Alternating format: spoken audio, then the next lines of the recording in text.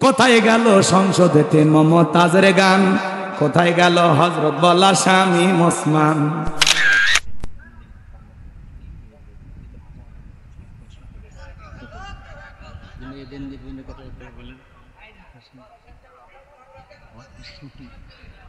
এই চেহারার মানুষ এগুলো বললে হয়? ছেলেরা বললো আর ওগুলো করা লাগবে? ওয়াজ তো আপনাদের ইচ্ছা মতো হবে না, ওয়াজ হবে কোরআন এবং হাদিস অনুযায়ী বিষয় ভিত্তিক। যা তা শুনতে চাইলে হবে? এতে কে শুনবে কে শুনলো না ওইটা আমার দেখার বিষয় না। রাগ করতেছেন নাকি আপনারা?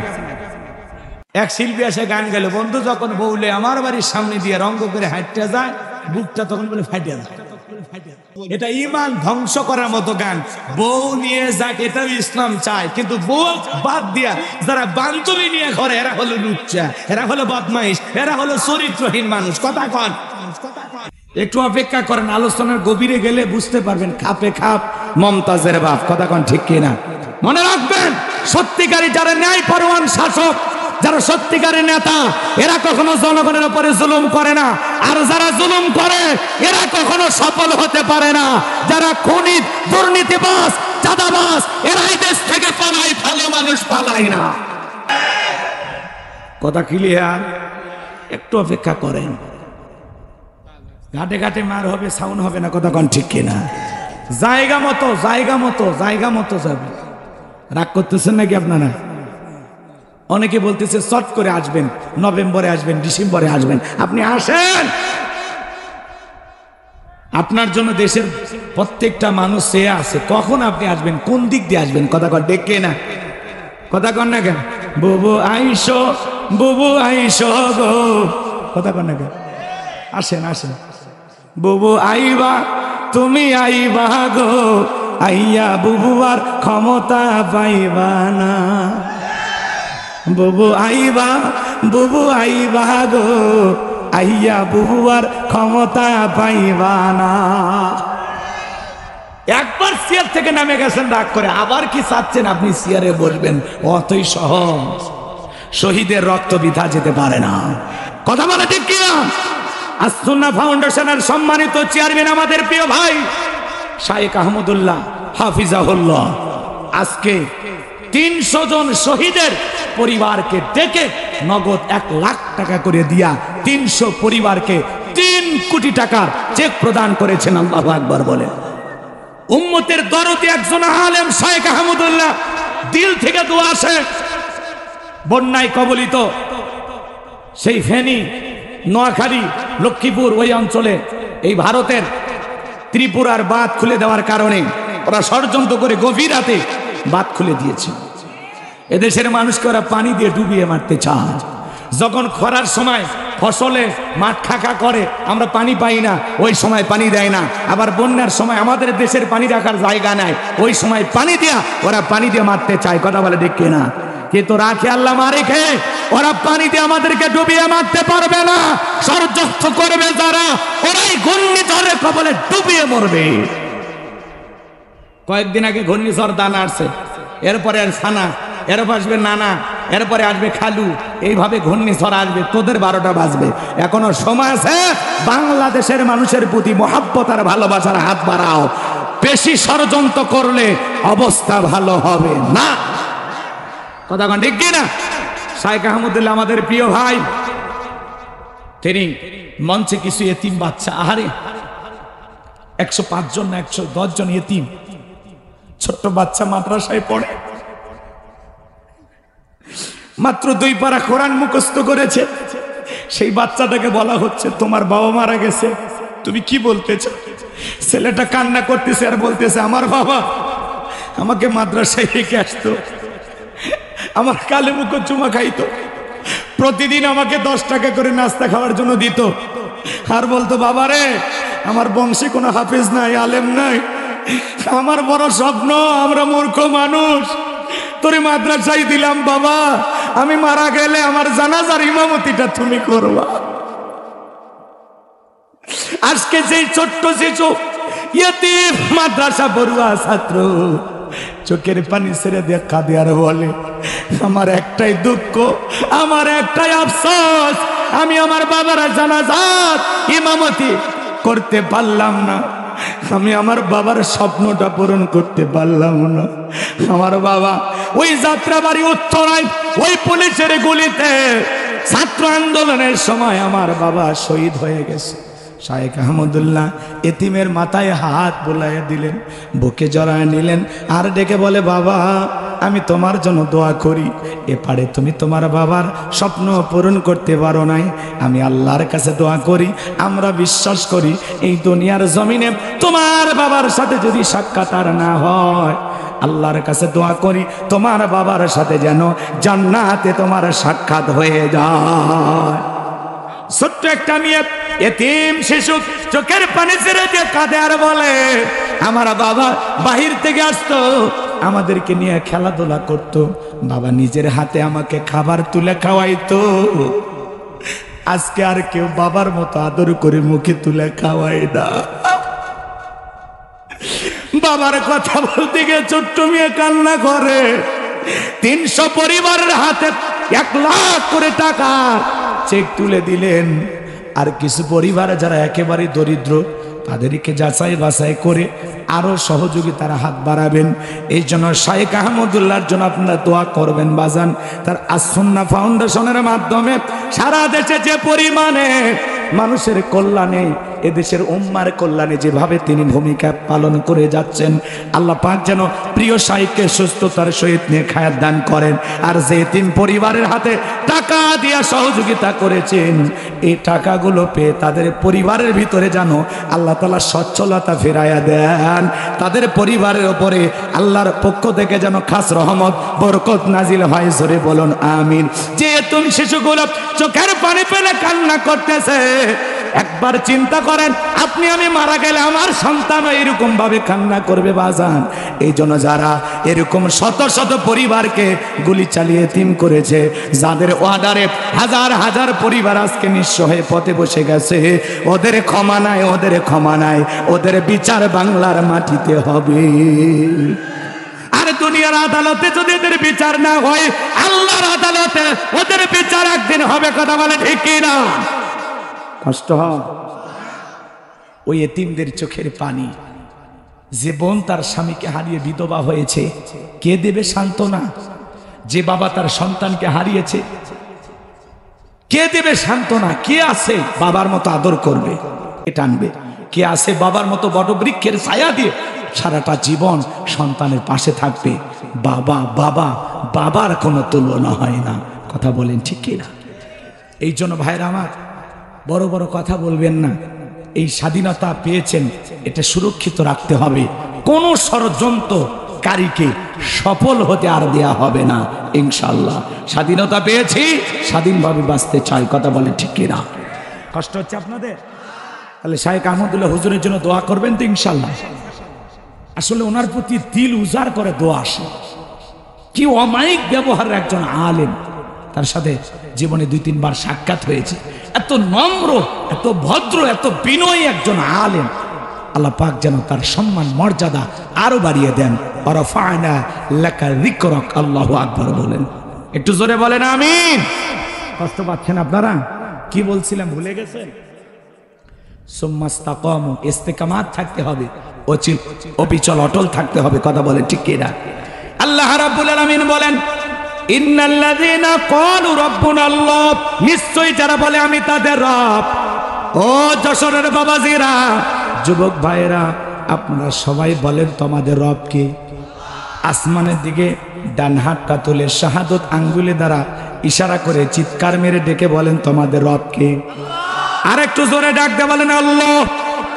আর একটু দরদ ভালোবাসা নিয়ে ডাক দিয়ে বলেন আল্লাহ। আর একবার বলেন আল্লাহ। সবাই জোরে বলেন আল্লাহ। এই যে আল্লাহ আল্লাহ বলে ডাক দিলাম, আমাদের আল্লাহ খুশি না বেজা? মা বাবাকে বারবার বাবা মা বলে ডাক দিলে তারা বিরক্ত হয়, রাগান্বিত হয়। কিন্তু এমন এক স্রষ্টা, এমন এক সৃষ্টিকর্তা পেয়েছি, কোটি কোটি বার ডাক দিলেও বিরক্ত হন না। যিনি, তিনি কে? সে রবকে সবসময় স্মরণ করবো তো ইনশাল্লাহ, স্মরণ করবো তো ইনশাল্লাহ। আমার ভাইয়েরা, লম্বা আমি আজকে করব না, লম্বা করার সুযোগ নাই, সংক্ষিপ্ত কথা বলে দিয়ে যায়। রুহের জগতে আল্লাহ রাব্বুল আলামিন আপনাকে আমাকে প্রশ্ন করলেন, আলাস্তু বিরব্বিকুম, আমি কি তোমাদের রব নই? আমরা সেদিন সবাই জবাব দিয়ে বলেছিলাম ক্বালু বালা, অবশ্যই আপনি আমাদের রব। এই পৃথিবীর জমিনে আল্লাহ রাব্বুল আলামিন সর্বপ্রথম যে ওহী নাজিল করলেন, ইকরা বিসমি রাব্বিকাল্লাযী খলাক, পড়ো তোমার রবের নামে যিনি তোমাদেরকে সৃষ্টি করেছেন। এই আয়াতের ভিতরে রব শব্দ আছে না নাই? সেই রবের জ্ঞান শিক্ষা দেওয়া হয় কোথায়? স্কুল কলেজ নাকি মাদ্রাসায়? ছোট ছোট বাচ্চারা মাদ্রাসায় পড়ে। এই যে চারজন হাফিজের মাথায় সম্মানের পাগড়ি পরা দিলাম, যারা আল্লাহর কোরআনটাকে সিনার ভিতরে ধারণ করেছে, এদের মা বাবা ধন্য। কোরআনের হাফেজ সন্তানকে বানানোর জন্য জোরে বলেন মারহাবা। হাফেজের বাবা হও, আলেমের বাবা হও, দুনিয়াতেও সম্মান পাবেন, আখিরাতেও সম্মান পাবেন। নায়কের বাবা হয়া, গায়কের বাবা হয়া, নায়িকার বাবা হয়া লাভ নাই। কথা বলেন ঠিক কি না? তাহলে ছোট ছোট বাচ্চা মাদ্রাসায় পড়ে, কি সুন্দর বৈশা বৈশা পেশাব করে, পেশাব করার পরে টিস্যু নাই, পানি নাই, ঢেলাগুলো ব্যবহার করে। কথা বলেন ঠিক কি না? আমার ভাইরা, এমনও ছেলে আছে কলেজে পড়াশোনা করে, পালসার গাড়ি নিয়ে ঘোরাঘুরি করে, রাস্তার মধ্যে গাড়িটা ব্রেক কইরা সেন্টার টান দিয়া কুকুরের মতো দাঁড়িয়ে থেকে পেশাব করে, বসেও না। এজন্য সন্তানকে যদি আদব বলা আখলাকালা চরিত্রবান বানাইতে চান, মাদ্রাসায় পড়ানো ছাড়া বিকল্প কোনো রাস্তা খোলা নাই। কথা বলেন ঠিক কিনা? একটা ছেলে ক্লাস 3-তে পড়ে, পেশাব করতেছে আর লিখতেছে। জিজ্ঞাসা করলাম, বাবা কই পড়ো? কয় প্রাইমারিতে। তো তোমাদের স্কুলে কি পয়সা পেশাব করা আদব কায়দা শেখানো হয় না? তখন ডেকে বলে, হুজুর আমি প্রাইমারি পেশাবখানায় যা দেখি আমার সারিতাই দাঁড়িয়ে থেকে পেশাব করে। তার মানে যেমন দেখতেছে তেমন শিখতেছে। কথা বলেন ঠিক কিনা? আর মাদ্রাসার বাচ্চারা বৈশা বৈশা পেশাব করে।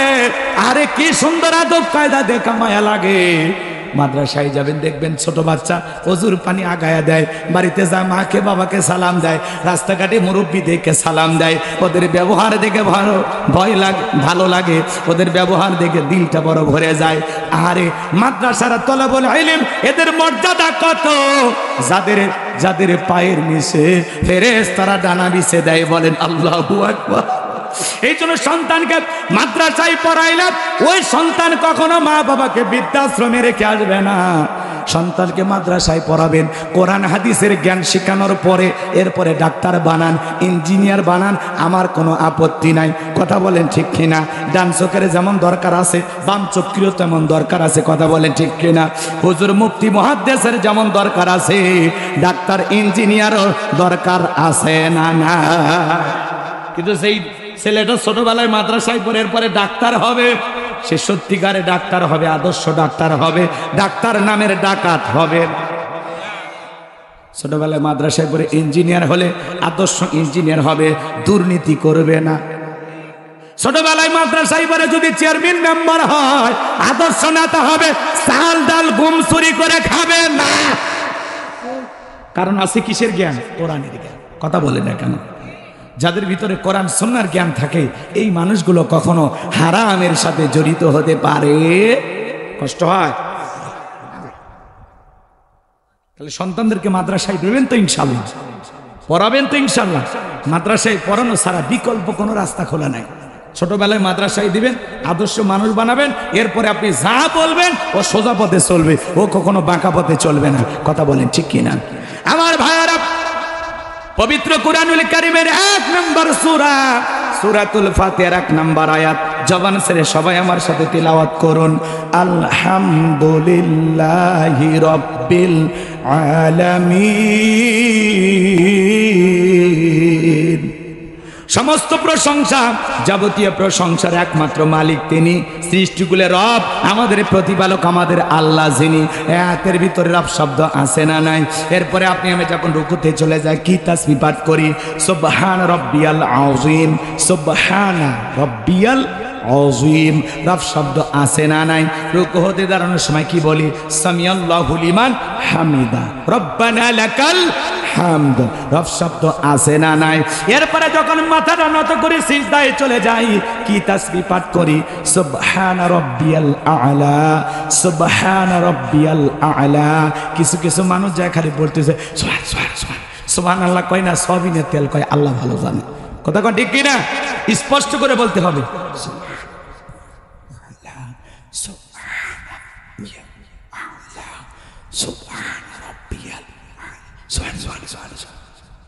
কথা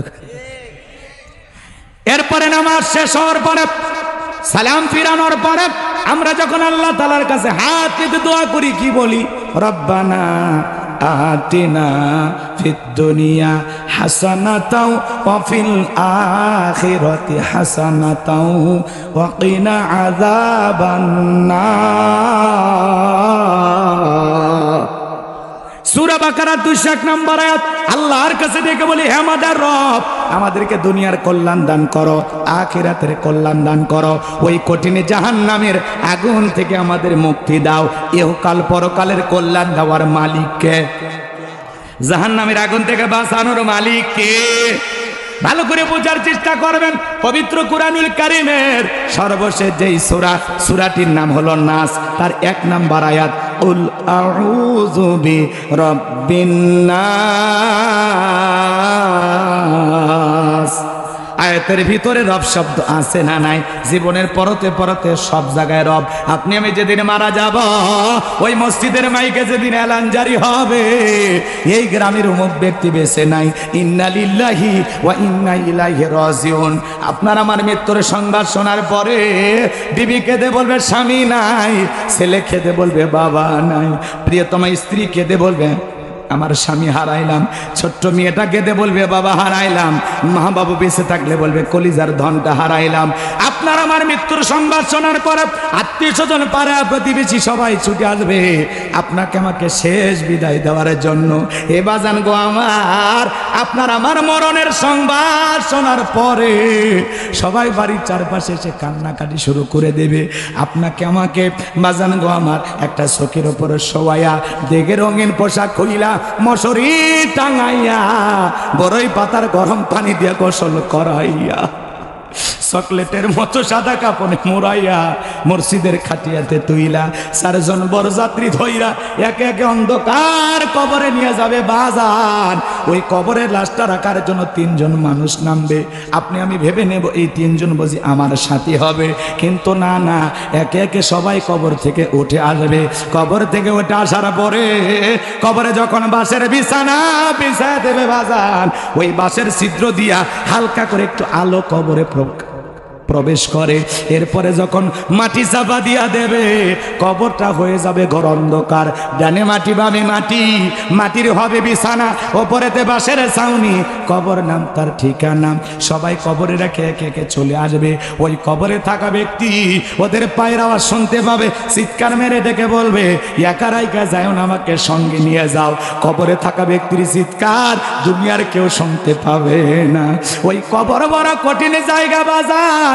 বিশ্বনবী মুহাম্মদ রাসূলুল্লাহ সাল্লাল্লাহু আলাইহি সাল্লাম বলেছেন, ক্বালা ক্বালা রাসূলুল্লাহ সাল্লাল্লাহু আলাইহি সাল্লাম, ক্বালা রাসূলুল্লাহ সাল্লাল্লাহু আলাইহি ওয়াসাল্লাম, ইন্নামাল কুবরু রাউযাতুম মিন রিয়াদিল জান্নাহ আও হুফরাতুম মিন হুফারিন নার। রাহু তিরমিজি। বিশ্বনবী ডেকে বলেন, যে ব্যক্তির আমল ভালো, মৃত্যুর সঙ্গে সঙ্গে আল্লাহ রাব্বুল আলামিন তার কবরটাকে জান্নাতের বাগান বানায়া দেবে। আর যে ব্যক্তির আমল খারাপ, আও হুফরাতুম মিন হুফারিন নার, তার কবরটা হবে জাহান্নামের আগুনের গর্ত। একবার যদি কারো কবর জাহান্নামের আগুনের গর্ত হয়ে যায়, তার কিন্তু বাঁচার কোনো উপায় নাই। নবীর সাহাবী হযরত ওসমান রাদিয়াল্লাহু তাআলা আনহু জান্নাতের সার্টিফিকেট প্রাপ্ত সাহাবী, এরপরে কবর থেকে অঝরে চোখের পানি ছেড়ে দিয়ে কান্না করেন। সাহাবায়ে কেরাম জিজ্ঞাসা করেন, ভাই ওসমান, আপনি কবর দেখে কেন কান্না করেন? কি হয়েছে আপনার? হযরত ওসমান ডেকে বলেন, প্রত্যেকটা মানুষের জন্য কবর হলো প্রথম ঘাঁটি, প্রথম স্টেশন, প্রথম মঞ্জিল। এই কবরের ভিতরে 3টি প্রশ্ন করা হবে। যে সঠিক উত্তর দিতে পারবে তার মিজান ফুলসিরাতে কোনো টেনশন নাই। যে উত্তর দিতে পারবে না, তার আর বাঁচার কোনো উপায় নাই। ওই কবরের ভিতরে আপনাকে আমাকে প্রশ্ন করা হবে, মার রব্বুকা, তোমার রব কে? রব সম্পর্কে প্রশ্ন আছে না নাই? কি ভাই কষ্ট হয় যে 2-1 ওঠা বসা করছে, 12:30 বেজে গেছে নাকি? কবরের কথা শুনে আপনাদের ভয় লাগে না? তা আপনি উঠেন কোন শক্তিতে? এই যে উঠতেছেন বাড়ি পর্যন্ত যেতে পারবেন, গ্যারান্টি আছে? ভয় লাগে না আপনাদের? মাজা সোজা করে কই যান? হেদায়েতের উদ্দেশ্যে কিছু কথা বলতেছি, একটু মনোযোগ দেন, কানটা খাড়া করেন, একটু দিলটা নরম করে শোনেন, ভালো লাগে। চক্ষুটা বন্ধ করেন আর চিন্তা করেন যে কথাগুলো বলতেছি, চক্ষুটা বন্ধ করেন। আপনি আমি মারা গেছি, মারা যাওয়ার পরে কি হবে? কবরে একা একা কিভাবে থাকবো? কবরে প্রথম নাইটটা কিভাবে কাটবে? ফার্স্ট নাইটটা কিভাবে কাটবে? কবরে পহেলা রাত কিভাবে কাটবে? যুবক, 31st নাইট পালন করার জন্য পাগল হয়ে যাও, কিন্তু কবরের প্রথম রজনীটা কিভাবে কাটবে? একা একা কেমনে থাকবো? কি হবে আমার? একটু চিন্তা করলে আপনি আমি পরিবর্তন হয়ে যাব। ভাই, ওয়াজ বেশি শোনা লাগে না, বেশি করা লাগে না, দুই একটা আলোচনা হেদায়েতের জন্য যথেষ্ট। এক মুরব্বী বলতো, আমার না মৃত্যুর খুবই ভয় হয়েছে, আমি মৃত্যুকে প্রচন্ড ভয় পাই, আমি মৃত্যুর ভয়ে মসজিদে ঢুকি না। তখন জিজ্ঞাসা করা হলো, কেন? কয়, হুজুর, আমার মৃত্যুর এত ভয়, মসজিদে ঢোকার সাথে সাথে ওই যে মৃত্যুর খাটিয়া যেটাতে লাশ বহন করে, ওই খাটিয়া দেখে হুজুর আমার এত ভয় লাগে, আমি এই ভয়ে মসজিদে যাই না। তা আপনাদের অবস্থা তাই হয়ে গেছে। কবরের ওয়াজ উনি মাজা সোজা করে যাচ্ছে, তাহলে কবরে ভয় থাকলে যাইতো? কথা কয় না। আমার এলাকার এক মুরব্বী এক জানাজায় গেছি, কয় হুজুর 71টা কবর খুঁড়ছি, 71টা, দোয়া করেন আরো যেন কবর খুঁড়তে পারি। ভালো, মৃত ব্যক্তির দাফন কাজে সহযোগিতা করা, কবর খনন করা, এ তো ভালো সবের কাজ, খুবই ভালো। আর একজন এসে বলতেছে, হুজুর 71 খুঁড়লে কি হবে? ঘটনা তো জানে না। কি? যার কবর খুঁড়তে যায় তার ছেলের কাছ থেকে সিগারেট চায়। তোর বাবার কবর এত কষ্ট করে কি শক্ত মাটি কোবাইতে জান হাঁপিয়ে গেল, 2-4 প্যাকেট সিগারেট দিলি না? তাহলে এ যদি 71 কেন, 71 লক্ষ কবর করে, কবরের যে কি ভয়, কবর যে কি জায়গা, এ কি বুঝেছে?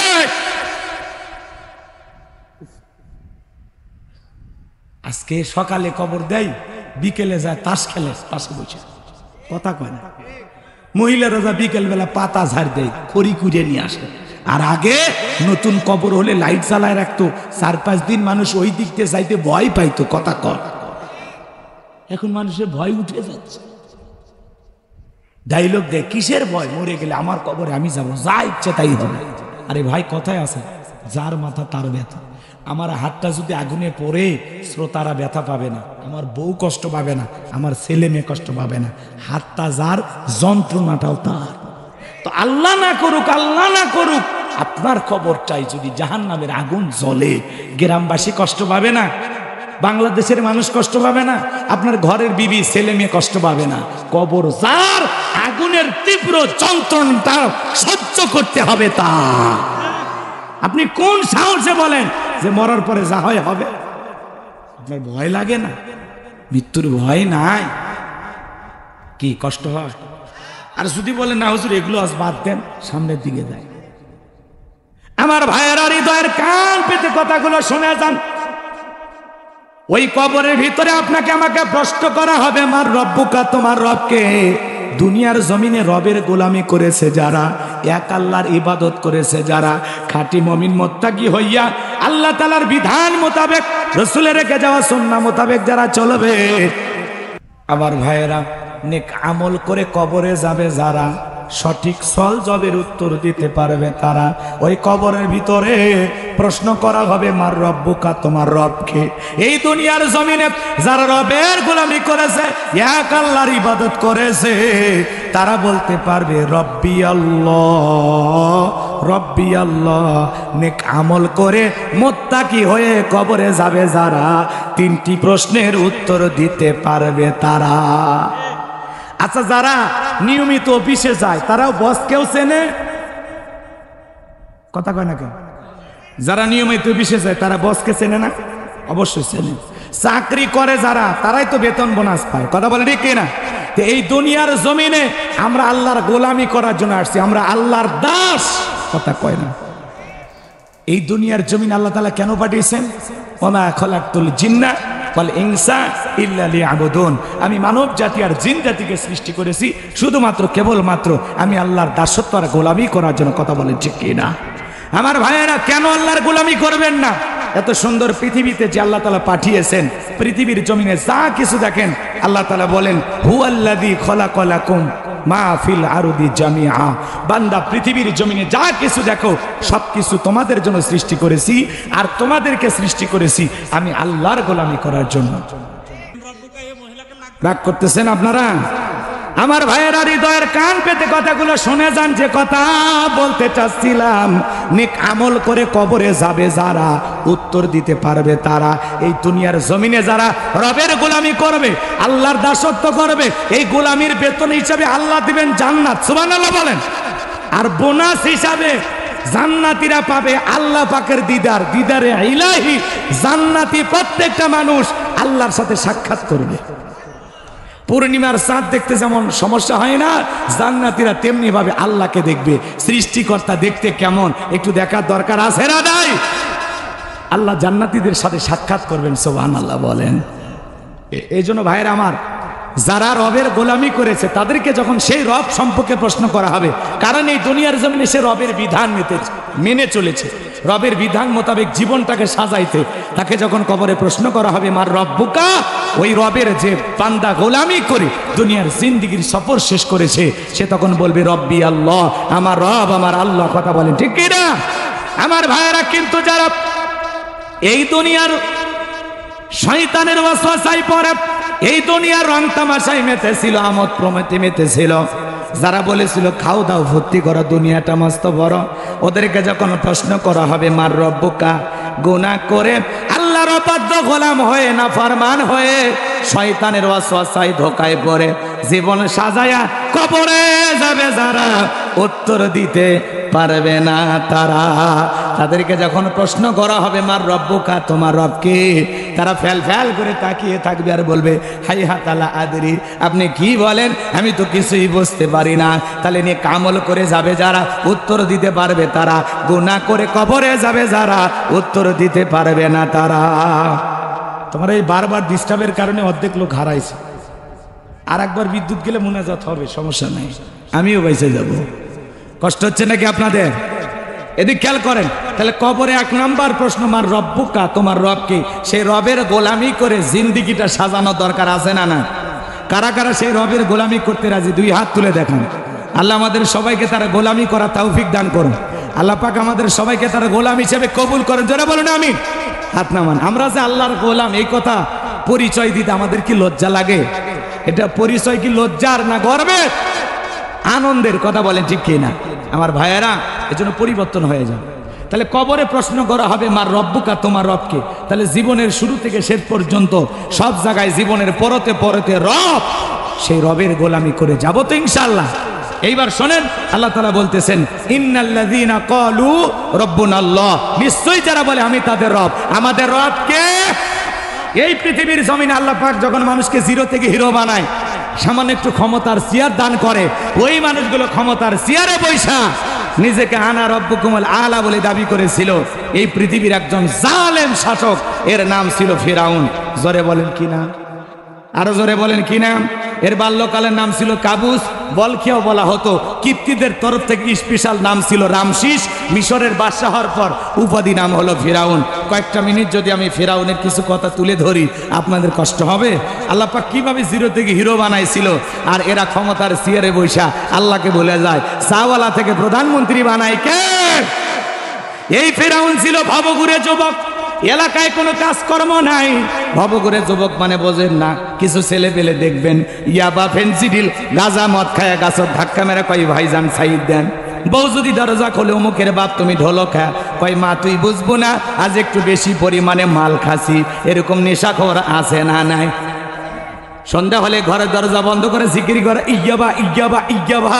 মা বাবা চিন্তা করে বাবা এটা কিসের ট্যাবলেট, জ্বর না সর্দি না গলা ব্যথা? কয় বোঝার দরকার নাই, টাকা দে নইলে তোর মাথা ফাটাবো। নেশার টাকা না পাইয়া কত মানুষ বউরে পিটায়, মারে পিটায়, সন্তানকে হত্যা করে। এজন্য নেশা করে যারা সমাজে অসুস্থ মনের মানুষ তারা। যারা নিশাদ্রব্য পান করে, ইয়াবা, মদ, গাঁজা, ফেন্সিডিল খায়, সমাজের মানুষ এদেরকে টোকাই বলে। সম্মান করে না টোকাই বলে? নিশাদ্রব্য পান করা জায়েজ না হারাম? হে যুবক, মাদককে না বলুন, মাদক দ্রব্য পান করা যাবে? রাগ করছেন না? খাবেন? আমি জানি আপনারা খান না, আপনারা ভালো মানুষ। এই যশোরের যুবকেরা জীবনে কোনোদিন এগুলো দেখেনি। রাগ করছেন মনে হয়? আমার ভাইয়েরা, এই ভবঘুরে যুবক কাবুস নামের ফিরাউন চলে গেল মিশরে। বাল্যকালের বন্ধু হামানকে নিয়ে মিশরে যাওয়ার পরে সর্বপ্রথম হলো তরমুজের ক্ষেতের লেবার। সেখানে কিছুদিন চাকরি করার পরে আমার ভাইয়েরা, ওই মিশরে সরকারি গোরস্থানের দারোয়ান লাগবে, ইন্টারভিউ চলতেছে। ওই লাইনের মধ্যে কাবুস নামের ফিরাউনও দাঁড়ায় গেছে। একে একে ইন্টারভিউ দিতে দিতে এইবার যখন ফিরাউনের পালা, ডেকে বলে, বাদশাহ, বুকভরা আশা নিয়ে আপনার দেশে আসছি, আপনি যদি চাকরিটা আমারে দেন সারা জীবন আপনার প্রতি কৃতজ্ঞ থাকব। আর আমি যতটুকু জানি মিশরের মধ্যে আপনার চাইতে ভালো মানুষ আর কেউ নাই। পাম দিয়া ফুলায়, তেলের ওপর দুনিয়া চলে। কথা কর না কেউ? নেত্রী মসজিদ বানায় কয় আপনি হযরত হাসিনা। কথা কয় না? কি হাসিনা? এরকম তেল বাস নেতা আসিল না? নাই, এত তেল দিত। একজন আপা আপা কইয়া মুখের ফেনা তুলছে। 200 কতবার আপা বলছে ওই কয়েক মিনিটের মধ্যে। আপা আপা জিকির শোনেননি? কথা কন না কেন? আছে ওরা? কথা কন আছে? বড় বড় কথা বলতো, নাই ক্ষমতার মাত বাড়ি নাই। কথা বলেন না কেন? মন্ত্রীরা সব কোথায় গেল, কোথায় কাদের কাকা, ওদের সারা দেশটা বড় লাগে ফাঁকা ফাঁকা। পালাবো না বলতো না? পালাবো না, যায় না তাদের দেখা, ওদের সারা দেশটা বড় লাগে ফাঁকা ফাঁকা। আইন মন্ত্রী আটকে গেল আইনেরই ফাঁকে, দাড়ি সারা দরবেশটারে ভণ্ড ভণ্ড লাগে। শুনেছি ভাই কত নেতা নেত্রী খাইতেছে রে ভাই ডান্ডা, বিচারপতি কালামানিকের ফাটিয়েছে নাকি আন্ডা। এটা আমার খবর না, মিডিয়ার খবর। কথা ঠিক কি না? এই বিচারপতি মানিক এই দেশের 116 জন আলেমের তালিকা করে দুদকে জমা দিয়েছিল। আমার রোল নাম্বার ছিল 23। গাইবান্ধার আমি একটা ভাঙ্গা মানুষ, আমারও রাখছে এই তালিকায়। আমার ওয়াজ ভুল ধরছে 2 জায়গায়। একটা হলো বৈশাখ নিয়ে আলোচনা করেছিলাম, আর ধর্ম যার যার উৎসব সবার এই স্লোগান কুফুরি স্লোগান, ইমান ধ্বংস করা স্লোগান। এই স্লোগান মুসলমান দিতে পারে না। ধর্ম যার, উৎসবতা। কথা কয় না কেন?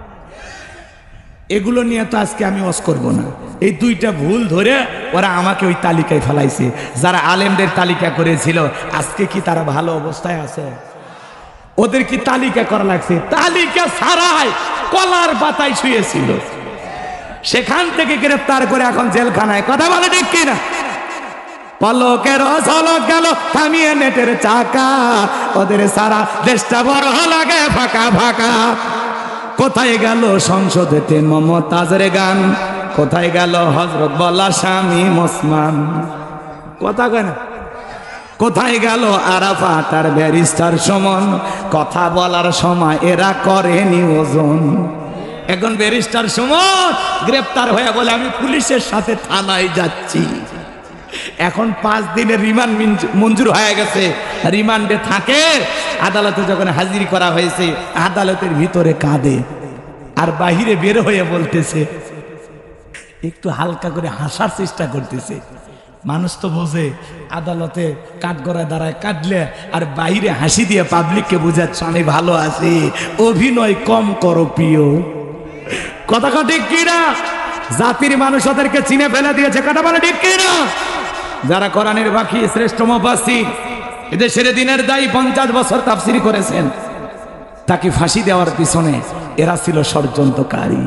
এই মানিক মৃত্যুদণ্ডের রায় দিয়েছিল, এই ব্যারিস্টার সুমন তাদের সহযোগী ছিল। কথা বলে ঠিক কিনা? এই জন্য আলেমদের গায়ে হাত দিয়ে কেউ চিরকাল টিকে থাকতে পারে না। কথা বলে ঠিক কিনা? আলেমদেরকে লাঞ্ছিত করেছিল যারা, আজকে তারা পুরো দুনিয়ার সামনে লাঞ্ছিত। আজকে তাদের সম্মান নাই, ক্ষমতার দাপট নাই। এই ব্যারিস্টার সুমন বলতেছে আমি সাইদির বিচার করার কারণে আমাকে জারজ সন্তান বলা হয়। কথা কয় না কেন? আমরা বলতে যাব কেন? তুমি আবার এগুলো কথায় কান দাও কেন? কথা কন না কেন? আল্লামা সাইদি হুজুর বলেছিল, আমাকে যারা রাজাকার বলবে এরা এরা এরা পিতৃ পরিচয়হীন জারর সন্তান।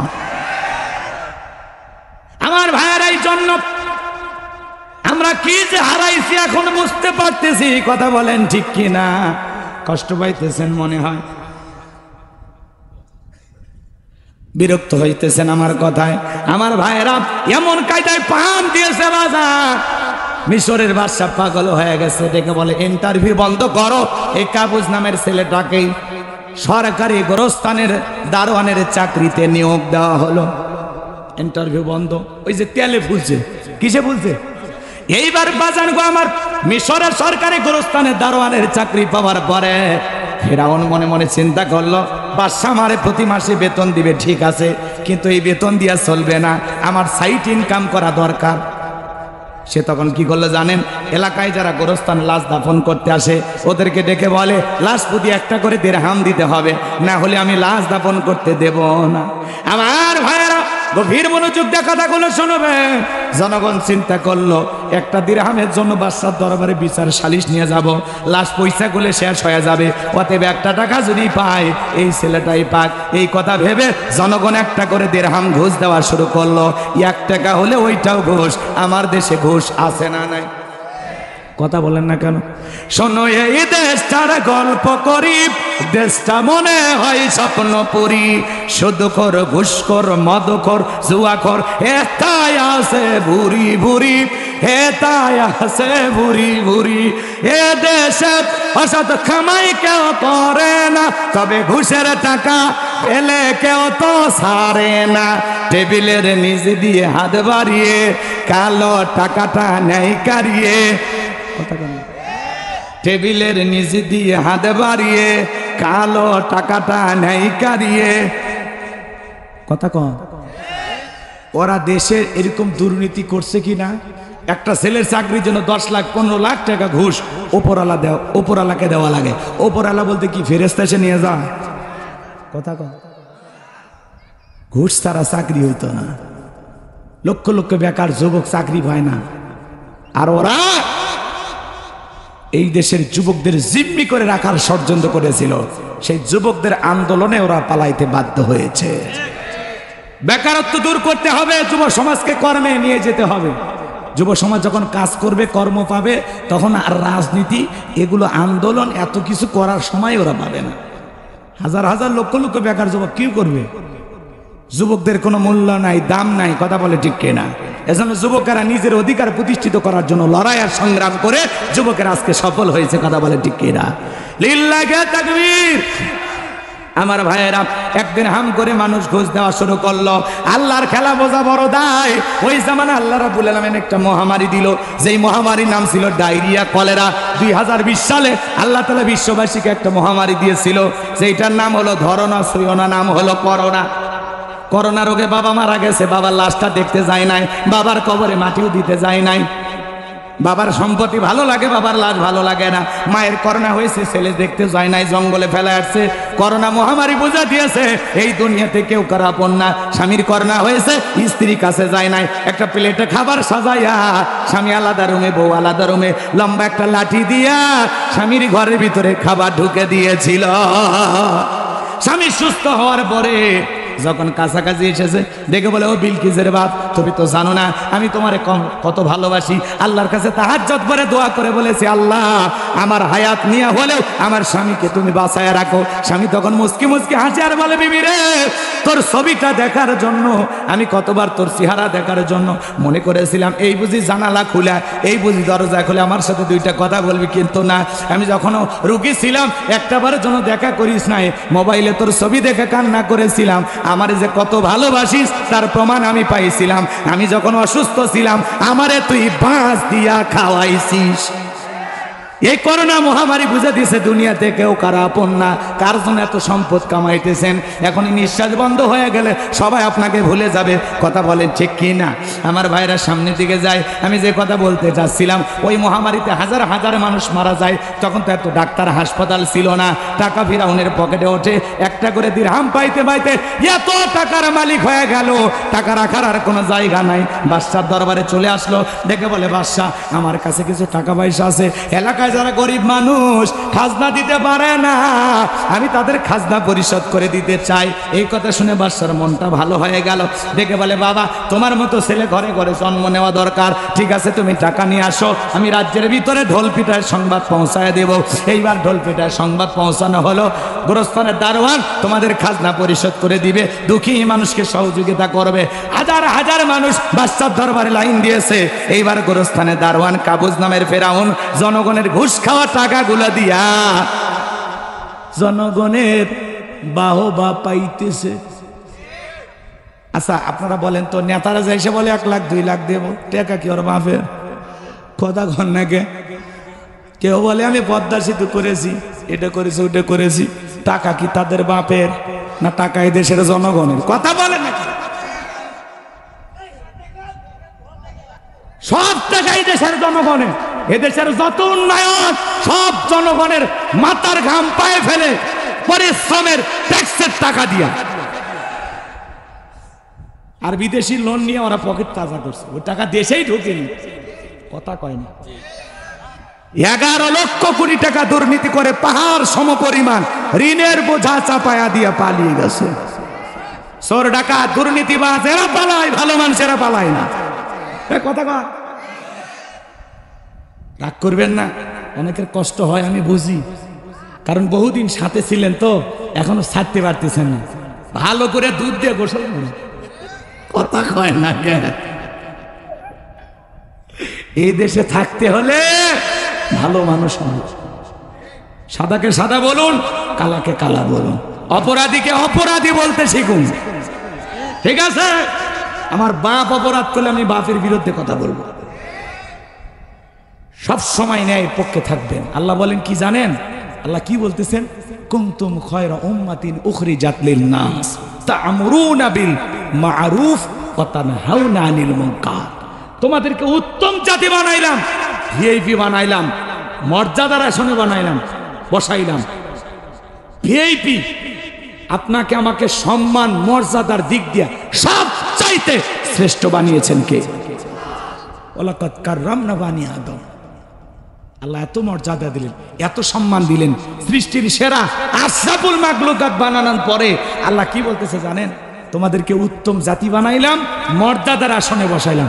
2টা কাজ, সৎ কাজের আদেশ দিবা। কি কাজ? সৎ কাজ। নিজে ভালো কাজ করবা, মানুষকে ভালোর দিকে ডাকবা, নিজেরাও খারাপ কাজ করবা না, মানুষকেও খারাপ কাজ করতে দিবা না। তাহলে সেই জায়গায় যদি আপনি দায়িত্ব পালন করেন, এই 2টা দায়িত্বই, সৎ কাজের আদেশ দিতে গেলে মাঝে মাঝে মার খাওয়া লাগবে। কথা কয় না? অন্যায় বাধা দিতে গেলে মাঝে মাঝে মার খাওয়া লাগবে, জালেমের টার্গেটে পরিণত হওয়া লাগবে। কিন্তু খাঁটি মুমিনের যারা, এরা জালেমের টার্গেটে পরিণত হতে পারে, কিন্তু জালেমের কাছে মাথা নত করবে না। ওরা হাসতে হাসতে হাসির তরিতে চলে, কিন্তু মাথা নত করে না। আমরা সেই জাতি। কথা বলেন ঠিক কিনা? আমার ভাইয়েরা হৃদয়ের কান পেতে কথাগুলো শোনেন। যে কথা বলতে চাচ্ছিলাম বাজান গো আমার, এইবার জনগণের খাজনা পরিশোধ করে দিল। জনগণ যায় আর বহলে রে আহারি, রাজ্যের বাদশা যদি এই ব্যক্তি না হইয়া গোরস্থানের ছেলেটা হইতো, না জানি আমাদের কপাল খুলে যেত। নির্বাচনের আগে একটু জনসেবামূলক কাজ করার দরকার আছে না নাই? দেখবেন নির্বাচনের মার্কা থাকে যে কয়দিন, নেতার আনা গোনা সে কয়দিন। ভোট নেওয়া শেষ, নেতারা সোনার বাংলাদেশ, এরপরে টর্চ লাইট পেরে নেতার চেহারা খুঁজে পাওয়া যায় না। আর নির্বাচনের আগে গলিতে গলিতে নেতা এসে ঘোরাঘুরি করে, হাটে বাজারে মাঠে ঘাটে, কৃষকের সাথে ধান কেটে সেলফি তোলে। রাস্তার ভিক্ষুক মহিলাকে 500 টাকা দিয়ে মানব দরদি নেতা সাজে। পোস্টার এলাকে গরিবের বন্ধু, ভোট দিয়ে দেখেন গরিবের কয় নাম্বার শত্রু। আর আমরা কম খারাপ না, 1.5 টাকার বিড়ি আর 3 টাকার চা খায় কি স্লোগান, বল্টু ভাইয়ের চরিত্র ফুলের মতো পবিত্র, নামাজ পড়ে 1 ওয়াক্ত, গাঁজা খাই 5 ওয়াক্ত, গমচুরিতে পাকা ভক্ত, শয়তানের 1 নাম্বার ভক্ত, হুজুরদের জন্য খুবই শক্ত, চুষা খাই গরিবের রক্ত। এই জন্য বিগত বছরগুলোতে যা ভুল করছেন শোনেন। এক পাগল তেঁতুল গাছের নিচে হাত তুলে বলতেছে, আল্লাহ এই তেঁতুল গাছে রাজশাহীর ফজদিয়াম দে, রংপুরের হাড়িভাঙ্গা দে, সাপাহারের মিষ্টি আমরুপালি দে, চাপায়ের কাঠি মন দে। আল্লাহ তখন বলে, পাগল রে চোখটা খুলে দেখ কোন গাছের নিচে দোয়া ধরেছিস। তেঁতুল গাছের নিচে দাঁড়ায়া কিয়ামত পর্যন্ত আম চাইলে যেমন পাওয়া যাবে না, নির্বাচনের আগে 500 টাকা 1000 টাকার বিনিময়ে ভোটটা বিক্রি করে উমরের মতো নেতা চাইলে দেশে পাওয়া যাবে না। আগে জনগণ 1 নাম্বার, নেতাও 1 নাম্বার, কথা কন। জনগণ 2 নাম্বার, নেতা হবে 6 নাম্বার। এজন্য নির্বাচনকে কেন্দ্র করে চা বিড়ি পান সিগারেট বা 500 টাকা 1000 টাকার বিনিময় জীবনে কোনোদিন ভোট বিক্রি করবেন না। এরকম সাহস যদি থাকে হাত তুলেন তো দেখি। আমার ভোট আমি দেব সৎ, যোগ্য, ধার্মিক, আল্লাহওয়ালা, নেককার নেতা দেখে দেব। খালি মোজ দেখে ভুলেন না। এই জমিনে আল্লাহর আইন সান্নাতে এরকম ভয় করতেছেন কেন? বলেন সবাই, এই জমিনে কার আইন চায়? আরেকটু জোরে বলেন, কার আইন? আলা আলাহুল খলক ওয়াল আম, সৃষ্টি যার, আইন চলবে তার। কথা বলে ঠিক কি না? আল্লাহর গোলামিতেই শান্তি, আল্লাহর বিধানেই মুক্তি। কথা বলে ঠিক কি না? আল্লাহর আইন চালু হলে এই সমাজটা জান্নাতের টুকরাই পরিণত হবে।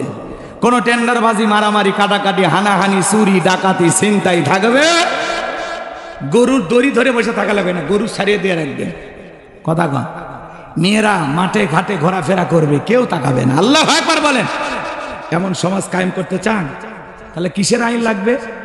কোরআনের আইন। জোরে বলেন, কিসের আইন? এই কোরআনটা দিয়ে দেশটা চলুক। কারা কারা আছেন হাত তোলেন তো দেখি। লিল্লাহে তাকবীর। এই কোরআনের জন্য কাজ করতে রাজি আছেন তো ইনশাআল্লাহ? ঠিক আছে, তাহলে সৎ, যোগ্য। ওই আমার ভোট আমি দেব, যাকে খুশি তাকে দেবো এটা না। আমার ভোট আমি দেব সৎ, যোগ্য, নামাজি, নেককার, আমানতদার, আল্লাহওয়ালা দেখে দেব। গুণ থাকা লাগবে, ঠিক আছে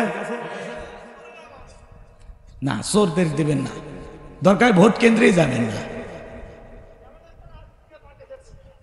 আরে বাবা সেই দিন আর নাই, বসেন, এত কথা কর। ওকে আগের মতো আছে, রাতের ভোট দিনে হবে, দিনের ভোট রাতে হবে, ও তো নাই। এইবার সঠিকভাবে নির্বাচন হবে। এইবার মনের শান্তি অনুযায়ী মার্কা বুঝে, মানুষ বুঝে সিল দেবেন, ঠিক আছে? কবুল করেন আল্লাহ। জোরে বলেন আমি। রাত্রি গভীর হয়েছে জন্য বেশি পেঁচাচ্ছি না, কষ্ট পাচ্ছেন আপনারা? আমার ভাইয়েরা, এইবার ওই দেশের মন্ত্রী মারা গেল, নির্বাচন শুরু হয়ে গেল। আগে তো জনগণের মন কাইরা নিয়েছে।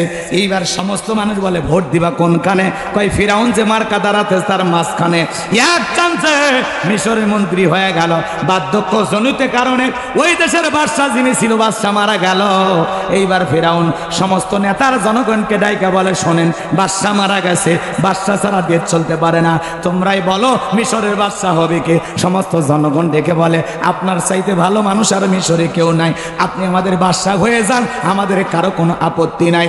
এইবার জনগণের সমর্থন পাইয়া, নেতাদের সমর্থন পাইয়া বিনা ভোটে যখন বাদশা হয়ে গেল বাজান, এইবার বাদশাহীর চেয়ারে বসার পরে ফেরাউন ডেকে বলে, হামান এইদিকে আয়, আজ থেকে তুই আমার মন্ত্রী, আমরা 2 জন মিলে দেশ পরিচালনা করব। হামান মানে বোঝেন, এটা হলো টাকো হামান। কি টাকো হামান? হামানের মাথায় কোনো চুল ছিল না, সাদে মান নাই, বাম্পার লোট, পুরো মাথা ছিল ভারতের দমদম এয়ারপোর্ট। এই টাকো হামান যখন মন্ত্রী হলো, ফিরাউন যখন বাচ্চা হলো, ক্ষমতা পাইছে ঠিকই, রাতের বেলায় নেতা ঘুমাইতে গেলে চোখে আর ঘুম আসে না, আজে বাজে স্বপ্ন দেখে ঘুম থেকে লাফায় ওঠে। ঘুম কার দেওয়া নিয়ামত? গরিব আলু ভর্তা দিয়ে ভাত খায়, বউকে কোলে নিয়ে ঘুমায়, আর ধনী 4টা ঘুমের ট্যাবলেট খায়, তারপরে ঘুম আসে না। কথা কন। ঘুম কার দেয়া নিয়ামত? গরিব কাল্লা স্পেশাল 2টা নিয়ামত দিয়েছে, একটা হলো ঘুম আর একটা খাওয়া রুচি। এরা মনে করেন অটো মেশিনের মতো, পেটে যা দেয় সব চলে। আর ধনী রোগ দিয়েছে আল্লাহ, ডায়াবেটিস শুনি। গরুর গোস্ত কয় না খাওয়াই যাবি না, খাসি কয় ধুয়ে 1 পিস খাবারের প্লেট ফল ফুট সামনে, ধনী খায় না, চায় থাকে, খালি না না বলে, এটা কয় না খাওয়া যাবে না, এটা খালি ডায়াবেটিস বাড়বে। গরিব তাকায় বলে খাওয়া যাবে না, একবার খালি দিয়ে দেখ। কথা কন ঠিক না? গরিবের কেনার টাকা নাই, খাওয়ার রুচি আছে, ধনীর কেনার টাকা আছে, খাওয়ার রুচি। কথা কন? রিক্সা চালক, ভ্যান চালক রেল স্টেশনে যা দেখেন মাথার তলে ইট দিয়ে ঘুমাচ্ছে, আর বড় লোক 1 লাখ টাকার খাট, 52,000 টাকার চাদর, 56,000 টাকার বালিশ। কথা কন না? 16,000 টাকার কোল বালিশ। বিছানা পত্রের অভাব নাই। দামি বিছানা হলে কি ঘুম দামি হয়? এই জন্য বিছানা দামি খাটে ঘুম আসে না। ঘুম কার দেয়া নেই আমার? জি, উনি ঘুমাইতে পারে না, কারণ ওনার যে বিল্ডিং, ওনার যে বাড়ি বানাইছে, সব গরিবের উপর জুলুম করে বানাইছে। ওর প্রত্যেকটা ইটের ভাজে ভাজে মানুষের রক্ত ঘাম চুষে খাওয়ার টাকা লেগে আছে। এই জন্য আর ঘুম আসে না। রাত 2টার দিকে উঠে সিসি ক্যামেরা দেখে কেউ ঢুকছে না কেউ খাওয়ার জন্য, কারণ ওর শত্রু সবাই। কথা কম। আর গরিব রাস্তা করে থেকে ঘুম আসে, ওর লঙ্গিও কেউ খুলবে চায় না। কথা রাগ করছেন আপনারা? এটা হলো গরিবের সম্মান। রাস্তা করে ঘুম আছে, কেউ লঙ্গি করলেন। একটা ধনী ঘুমাবার কইন তো 2 ঘন্টা পর খুঁজে পাওয়া যাবি, কিডন্যাপ করে নিয়ে যাবে তোর বউ ফোন দে। কথা কন না? রাগ করছেন বুঝি? এই জন্য বাজান গো, আমার টাকা থাকলেই যে সুখ। যত টাকা বেশি তত টেনশন বেশি, সম্পদ বেশি, জ্বালা বেশি। কথা কন? যে কোনো জিনিস বেশি হইলেই জ্বালা। কথা কন? কম থাকলেই ভালা, জ্বালা। বেশি হইলে জ্বালা, কম থাকলে ভালা। কষ্ট পাচ্ছেন আপনারা? এবার শোনেন বাজান, রাতের বেলায় ঘুমাইতে পারে না, তার দরবারে জ্যোতিষী ছিল 400। এই 400 জ্যোতিষীর লিডারের নাম হলো দবিরা। বয়স হলো 320 বছর। ডেকে বলে, দবিরা রে, কেন জানি রাতের বেলায় ঘুমাইতে পারি না, আজে বাজে স্বপ্ন দেখি, ব্যাপারটা কি বুঝতে পারি না। দবিরা বলে, নেতা একটু অপেক্ষা করেন, ভাগ্য গবেষণা করে দেখি। এইবার দবিরা ভাগ্য গবেষণা করে বলে, নেতা যদিও ছিলেন ভবঘুরে যুবক, তরমুজের ক্ষেতের লেবার, গোরস্থানের দারোয়ান, মিশরের মন্ত্রী, বর্তমান রানিং বাদশা, আঙ্গুল ফুলে কলার গাছ, কিন্তু আপনার ভবিষ্যৎ জীবন বড় অন্ধকার। আগামী 3 মাসের ভিতরে বনি ইসরাইল সম্প্রদায়ের মধ্যে মুসা নামের একটা ছেলে জন্মগ্রহণ করবে। ওই মুসার কারণে রাজত্ব পাওয়ার ক্ষমতা থাকবে না। নেতারে, এমনকি আপনার জীবন যাওয়ার সম্ভাবনাও দেখা যায়। এই কথা শোনার পরে ফিরাউনের মাথা ঠান্ডা না গরম? খালি গরম মানে কাঠ করা ফোরায় ছিলাম কই, আসলাম কই, না জানি ভবিষ্যতে আরো কত কিছু হয়। মানুষ জীবন দেবে তাও ক্ষমতা ছাড়বে না। দেখেন না, মরে যায় তার মানে কামড় মেরে চেয়ার ধরে থাকে। যারা থাকে চেয়ারে তারা থাকে গিয়ারে। কথা কয়? এই চেয়ারে গেলে সে সব পাগল হয়ে যায়, মাথা ঠিক থাকে না। কথা কয়? এক লোকের গরু হারাইছে। কি হারাইছে? ছেলে এসে বলতেছে, আব্বা খবর কি? কয়, ভাই গরু হারাইছে। গরু খুঁজতে খুঁজতে মাথা ঠিক নাই, বাড়িতে আসছে। বউ ডেকে বলে, অমুকের বাপ। কয়, মা টেনশনে আছি, বেশি কথা বলিস। লোকটার মাথা ঠিক নাই, কারণ কি হারাইছে? গরু হারাইলে ওই লোকের যেমন মাথা ঠিক থাকে না, ক্ষমতার চেয়ার হারাইলেও নেতাদের মাথা ঠিক থাকে না। এই চেয়ার একটা মজা আছে। হ্যাঁ, কৃষিমন্ত্রী দাঁত চিপাইয়া এতিম হেফাজতদেরকে হত্যা করার বর্ণনা দিয়েছিল। আজকে সেই কৃষিমন্ত্রী বলে, আমি ন্যায় বিচার চাই। একটা ন্যায় বিচার করলে তোদের কতবার ফাঁসি হবে তোরা নিজেরাও জানিস। ন্যায় বিচার, অবশ্যই ন্যায় বিচার হবে। তোমরা যতটুকু করেছো ততটুকুর শাস্তি দেওয়া হবে, বিন্দু পরিমাণে জুলুম করা হবে না। কথা ক্লিয়ার? কি সুন্দর হেঁটে যায়, কি সুন্দর। দেখেন না মাঝে মাঝে ভিডিও, চক্ষু শীতল হয়ে যায়। আলেমদের হাতে পায়ে ডান্ডা বিড়ি পরায় চোর ডাকাতের মতো তুলেছিল আদালতে। আল্লাহ দোয়া কবুল করেনি। প্রত্যেকটা মাজলুমা আলেম দোয়া করেছিল। আজকে তারই ফলাফল আপনারা দেখতে পাচ্ছেন। আপনারা ভাইবেন না যে আপনারা কিছু একটা করছেন না, আপনারা একটু সহযোগিতা করেছেন, যুবকেরা কাজ করেছে, আর আল্লাহ ফলাফল দিয়েছে। আল্লাহ বলে, তোরা চাইলি পদত্যাগ, আমি অবস্থা এমন করব পরিস্থিতি, পদত্যাগ না দেশ ত্যাগ করতে বাধ্য হবে, দেশে জায়গাও হবে না। মিলছে না? কথা কয়? রাগ করছেন আপনারা?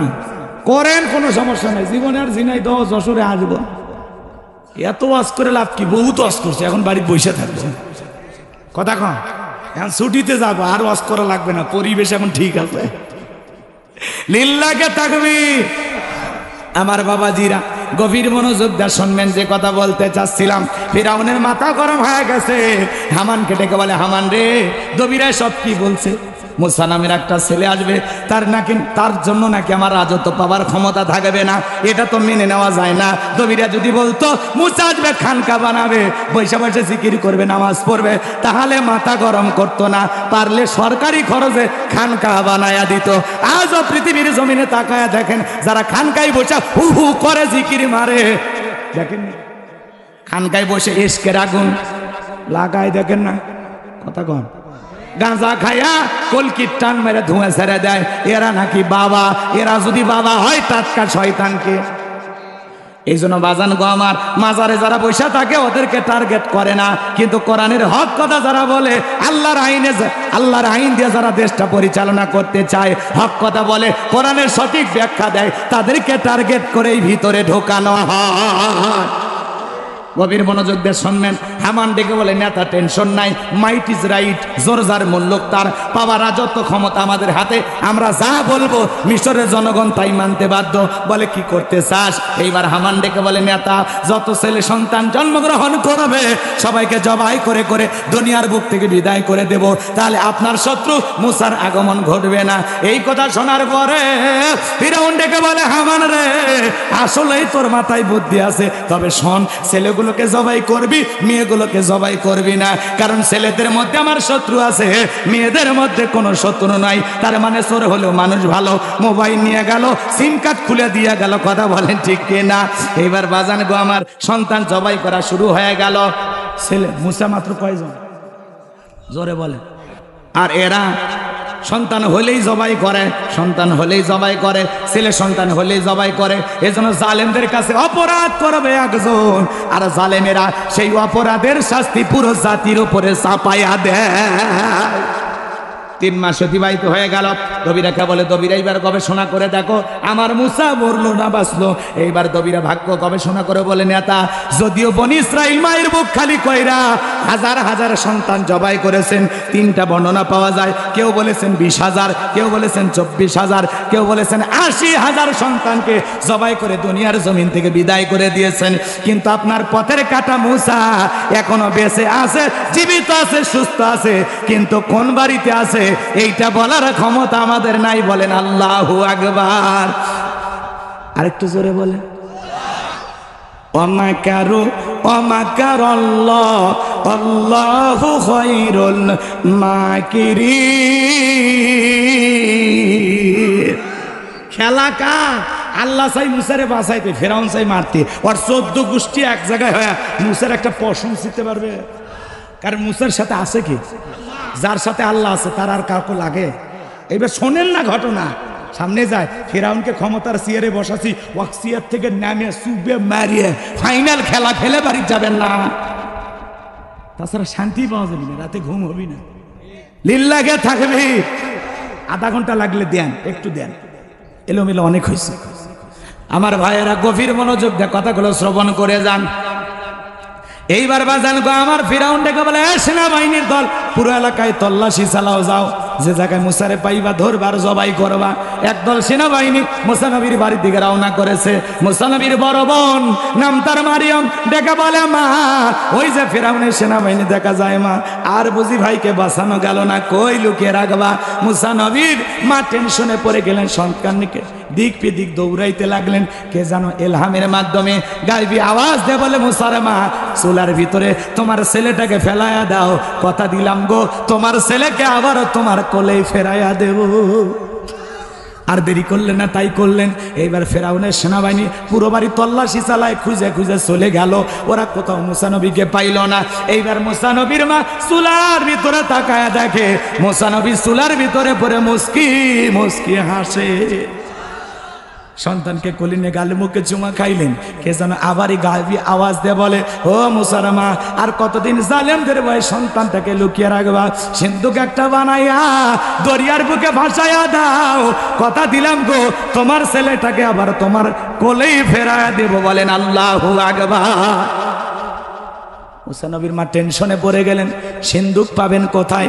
সকালবেলা কে যেন ডাকি, মিস্ত্রি লাগবে মা, আমি একজন মিস্ত্রি। মুসা নবীর মা ডাক দেয়, এদিকে আসো। তুমি কি মিস্ত্রি? জীবনের থেকে মিস্ত্রি বলে চিল্লাই না, ব্যাপারটা কি তুমি কি বানাইতে পারো? মিস্ত্রি ডেকে বলে, মা আপনি যদি চান এমন একটা সিন্ধুক আপনার দরকার, যে সিন্ধুকের ভিতরে আপনার সন্তানকে তুলে দরিয়ার বুকে ভাসায় দিবেন, আপনি চাইলে এরকম সিন্ধুক বানায় দিতে পারি। মিস্ত্রির কথা শুনে মুসা নবীর মা ডেকে বলে, মিস্ত্রি তুমি তোমার মনের কথা বলেছো, এরকম একটা সিন্ধুকই তোমার দরকার। বলে, মা ভিতর থেকে একটু পানি নিয়ে আসেন, যন্ত্রপাতি আছে ধার দেবার জন্য পানি লাগতে পারে, আবার না হলেও চলতে পারে। এইবার মুসা নবীর মা ভিতর থেকে পানি নিয়ে এসে দেখে মিস্ত্রি সুন্দর একটা সিন্ধুক বানায়া দাঁড়িয়ে আছে। মারহাবা বলে। এবার সিন্ধুকটা হাতের মধ্যে দিয়ে মিস্ত্রি দৌড়ায়, পেছন থেকে ডেকে বলে, ও মিস্ত্রি তোমার পরিশ্রমের দাম কি নিবা না? লোহার পয়সা কি নিবা না? কাঠের দামটা কি নিবা না? মিস্ত্রি ডেকে বলে, মা যারা বিপদে পড়ে আমি তাদের উপকার করি, বিনিময়ে টাকা পয়সা গ্রহণ করি না। মুসা নবীর মা ডেকে বলে, মিস্ত্রি এই বিপদের দিনে এত বড় উপকার করলা, লোহার পয়সাও নিলা না, কাঠের পয়সাও নিলা না, তোমার পারিশ্রমিকের দামটাও নিলা না, অন্তত তোমার নামটা বলে যাও, মাঝে মাঝে তোমার কথা মনে করে আল্লাহর কাছে তোমার জন্য দোয়া করব। মিস্ত্রি ডেকে বলে, মা আমি দুনিয়ার সাধারণ কোন মিস্ত্রি না, আমি আল্লাহর ফেরেশতা, আমার নাম হলো জিবরাইল। এবার সিন্ধুকের ভিতরে মুসা নবীকে তুলাম, দরিয়ার বুকে ভাসায় দিলেন। আর বলে, ও মা মারিয়াম, সিন্ধুক ভাসতে ভাসতে কই যায় খবর নিয়ে আসবি। এইবার সিন্ধুক ভাসতে ভাসতে চলে গেল ফিরাউনের ঘাটে। ওই দিন বিকেল বেলা ফিরাউন তার প্রিয়তমা স্ত্রী আসিয়াকে নিয়ে আসছে সমুদ্রে সৈকতে হাওয়া খাইতে। মার হাওয়া কোন মাঝে মাঝে বউকে নিয়ে বিনোদন করবেন, কক্সবাজার নিয়ে যাবেন। কথা হাসে হাসে কক্সবাজার বউকে নিয়ে যাবেন, পর্দা করাইয়া, বোরকা পরাইয়া। কথা কয় ফরজ পর্দা মানিয়া কক্সবাজার নিয়ে যাবেন। আমি কি বলেছি হাফ প্যান্ট পরে দুইজনে সমুদ্রের নামে গোসল করেন? তা তো বলি না। বউকে বোরকা পরায়, পর্দা করায় সব জায়গায় নিয়ে যাবেন, যেখানে ভদ্রলোকেরা যায়। কক্সবাজার সমুদ্রের সৈকতের পারে দাঁড়িয়ে বলবেন, বিবি তাকায়া দেখো আল্লাহর অপরূপ কি সুন্দর সৃষ্টি, আহারে কি সুন্দর সমুদ্রের ঢেউ। পাশে দাঁড়িয়ে আছে আমার সোনা বউ, জানবে না তো কেউ। বউ খুশি হয়ে যায়। হালাল বিনোদন।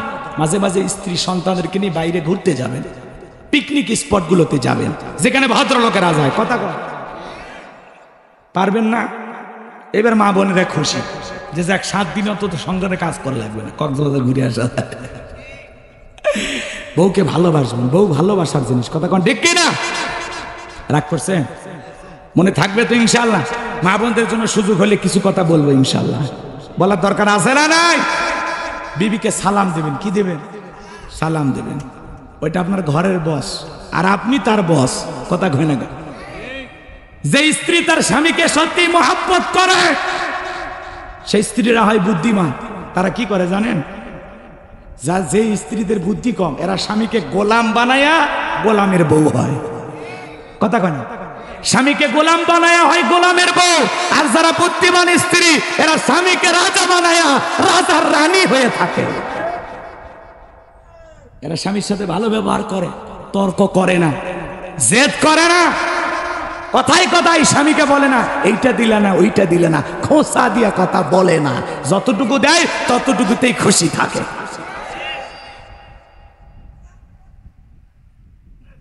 দরিদ্র পরিবার হযরত আলী, তার ঘরের বউ ফাতেমা জান্নাতি নারীদের সর্দারনি। আল্লাহু আকবার বলে।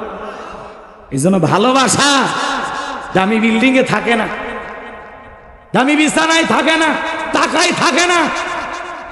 অনেক গরিবের ঘর যায় দেখেন ভালোবাসা দিয়ে ভরপুর। কথা কন? এই জন্য রাগ করতেছেন? দামি শাড়ি গহনা কিনে দিলেই বিবির মন পাওয়া যায় না। মনের মতো ভালোবাসা দিলে কপালে একটা চুমা খাইলে ভালোবাসা হয়। কথা কম ঠিক কিনা? না আপনারা খাইন না, যান, রাগ করতেছেন আমার কথায়। মাঝে মাঝে খুশি হইয়া স্বামী স্ত্রী এক প্লেটে খাবার খাবেন, বিবির মুখে তুলে তুলে খাওয়াবেন। স্ত্রীর মুখে কোন স্বামী যদি এক লোকমা খাবার তুলে খাওয়ায়, আল্লাহ রাস্তায় সদকা করলে যে সব স্বামীর আমল নামে আল্লাহ সেই সব লিখে দেয়। বউকে তুলে খাওয়াবেন, আর যুবকেরা বান্ধবী তুলে খাওয়ায়। আছে না এরকম দুষ্ট পোলাপান? ওদেরকে পরে সাইজ করতেছে, রাগ করতেছেন আপনারা। বান্ধবীকে ডাব কিনে দিছে, নিজের মাকে কোনোদিন ডাব কিনে খাওয়াইলো না, আব্বারেও খাওয়াইলো না, বান্ধবী ডাব কিনে দিছে। বান্ধবী ডাবের ভিতরে পাইপ ঢুকে টানতেছে, এই ছেলে আবার ওই বান্ধবীর মুখের ভিতরে পাইপ দিয়ে টানতেছে, পানি পরিষ্কার করে খাইতেছে। কথা কোন ঠিক কি না? এরকম দুষ্ট পোলাপান আছে না নাই?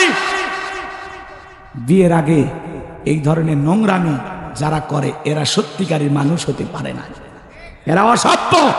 14ই ফেব্রুয়ারিতে যারা পার্কে জোড়ায় জোড়ায় বসে থাকে, কথা কম, আপনাদের এলাকায় আছে কিনা? আমাদের এলাকায় কার্তিক মাস যখন আসে কুকুর জোড়ায় জোড়ায় প্রেম করে।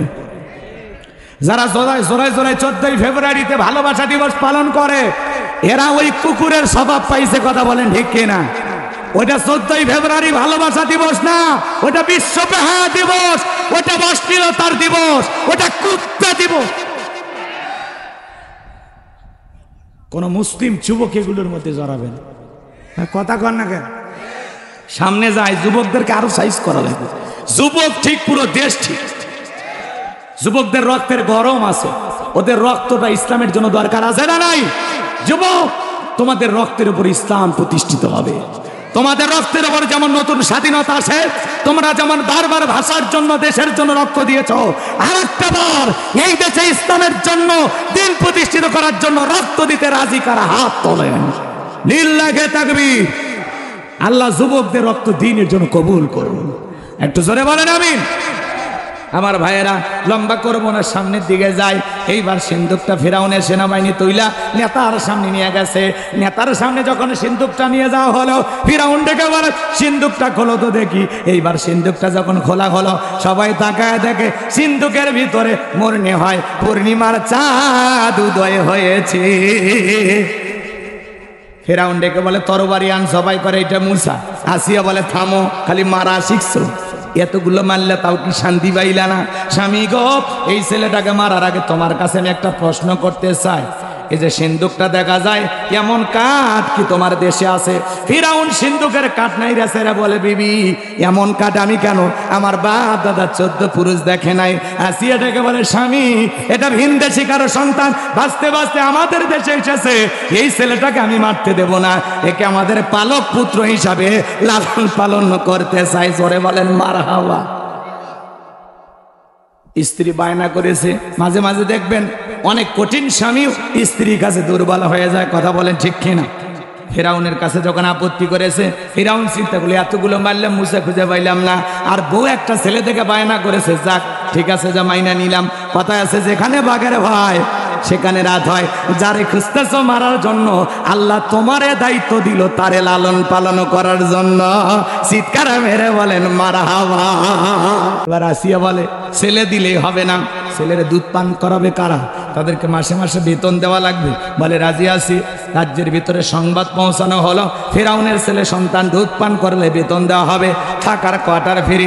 হাজার হাজার মহিলারা পয়গম্বর মুসা নবীকে কোলের মধ্যে নিয়ে স্তন খুলে মুখ লাগায়া দেয়। আল্লাহর নবী মুসা আলাইহিস সালাম কোন মহিলার স্তনে দুধ পান করে না। সমস্ত মহিলারা ব্যর্থ হয়ে চলে গেল। ওই যে মুসা নবীর বোন, নাম কি? মারিয়াম। ঈসা নবীর মায়ের নাম মারিয়াম, আর মুসা নবীর বড় বোনের নামও ছিল মারিয়াম। এবার ডেকে বলতেছে, ও রানী আসিয়া, এমন এক মহিলা ধাত্রীর খবর আমার কাছে আছে, আমার বিশ্বাস এই ছেলেটা তার দুধ পান করবে। কৌশলে কথা বললেন। কথা কয় নাকি? কিছু কিছু ক্ষেত্রে সত্য জানার পরে একটু ঘোরায় পেছায় সত্যটাই বলা লাগে কৌশল করে। কথা কন ঠিক কিনা? এদিক খেয়াল করেন। তখন রানী আসিয়া বলতেছে, কই সেই মহিলা? 2 জন লোক পাঠায়া মুসা নবীর মাকে ফিরাউনের দরবারে নিয়ে আসা হলো। মুসা নবীর মা সন্তানকে কোলে নিয়ে স্তন খুলে মুখ লাগায় দিলেন। আল্লাহর নবী মুসা আলাইহিস সালাম মায়ের স্তনে দুধ খাওয়া শুরু করলেন। শিশুকাল থেকে নবীদের জ্ঞানী বানিয়েছেন কে? এইবার আসিয়া বলে থাকার বেতন ডাবল, থাকার কোয়ার্টার ফ্রি। মুসা আলাইহিস সালামের মা বলে, ও রানী আসিয়া, সন্তানকে যদি দুধ পান করাইতে চান আপনার বাড়িতে নয়, সন্তান থাকবে আমার বাড়িতে। বলে আমি তাতেও রাজি। মুসা নবীর মা পৃথিবীর প্রথম মা, যে মা তার আপন সন্তানকে দুধ পান করানোর বিনিময়ে মাসে মাসে কি বেতন পাইছিল। মারহাবা কর। আসিয়া বলে মাঝে মাঝে একটু দেখায় নিয়ে যাবেন, ছেলেটারে না দেখলে ভালো লাগে না, মায়ের চাইতে মাসির দরদ বেশি। কয়েকদিন দেখে মায়া লাগছে তো, কথা কয় না। এইবার অনেক আলোচনা আছে এখানে, আমি আর লম্বা করতেছি না, একটু কাটসাট করে দিই। মুসা আলাইহিস সালাম দুধ পান করানো শেষ হয়ে চলাফেরা বয়সে উন্নতি, একটু হাঁটা চলা করতে পারে। তো একদিন আসিয়া বলতেছে, ফেরাউন স্বামীর কাছে যা বলতেছে, স্বামী ছেলেটাকে কোলে নাও, মানুষ দেখলে মনে করবে ছেলে না, তোমারই না, একটু আদর করো, নাও কোলে নাও। এই কথা বলে স্বামীর কোলে সন্তানটাকে দিয়েছে। মাঝে মাঝে দেখবেন মা বোনেরা বিরক্ত হলে স্বামীর কোলে সন্তান দেওয়া, সামলাও। এমন এক ক্যাসেট ভ্যাপো প্যাপো শুরু করছে, জীবন জ্বালায় শেষ করলো। বাপু যেমন হারামি, আমার পেট থেকে হচ্ছে ডবল হারামি। কথা কয় মাঝে মাঝে বিরক্ত হয়ে সন্তান কোলে দেয় না, কয় বাপের কিছুই ছাড়েনি, বাপের মতোই খারাপ, বাপের মতোই খারাপ। সন্তান খারাপ হলে সব দোষ বাপের, আর ভালো হলে কয় মা যে ভালো, ভালো হলে সব গুণ মায়ের, আর খারাপ হলে সব দোষ বাপের। আপনাদের এলাকার মহিলারা বলেন, এলাকাতে বলে মাইনে নেয়, কি করবেন, মেয়ে মানুষ বুদ্ধি কম, কথা কয় না কে। ওর যদি বুদ্ধি থাকতো বলতো না, সন্তান আমাদের দুইজনের, খারাপ হলেও দুইজনের দোষ, ভালো হলেও দুইজনের, কথা কয়। কিন্তু একা একা একা একা একটু বলতে চাই যে না আমার গুণই ভালো হয়েছে, আমি মা ভালো, কথা কয় ঠিক কিনা? রাগ করতেছেন? আমি কি দোয়া করলে এখন ভালো হয়? ফেরাউন মুসা নবীকে কোলে নিয়ে চুমা খাওয়ার নিয়তে ঠোঁট বাড়াছে, সেই সুন্দর বাচ্চা, কার না মায়া লাগে।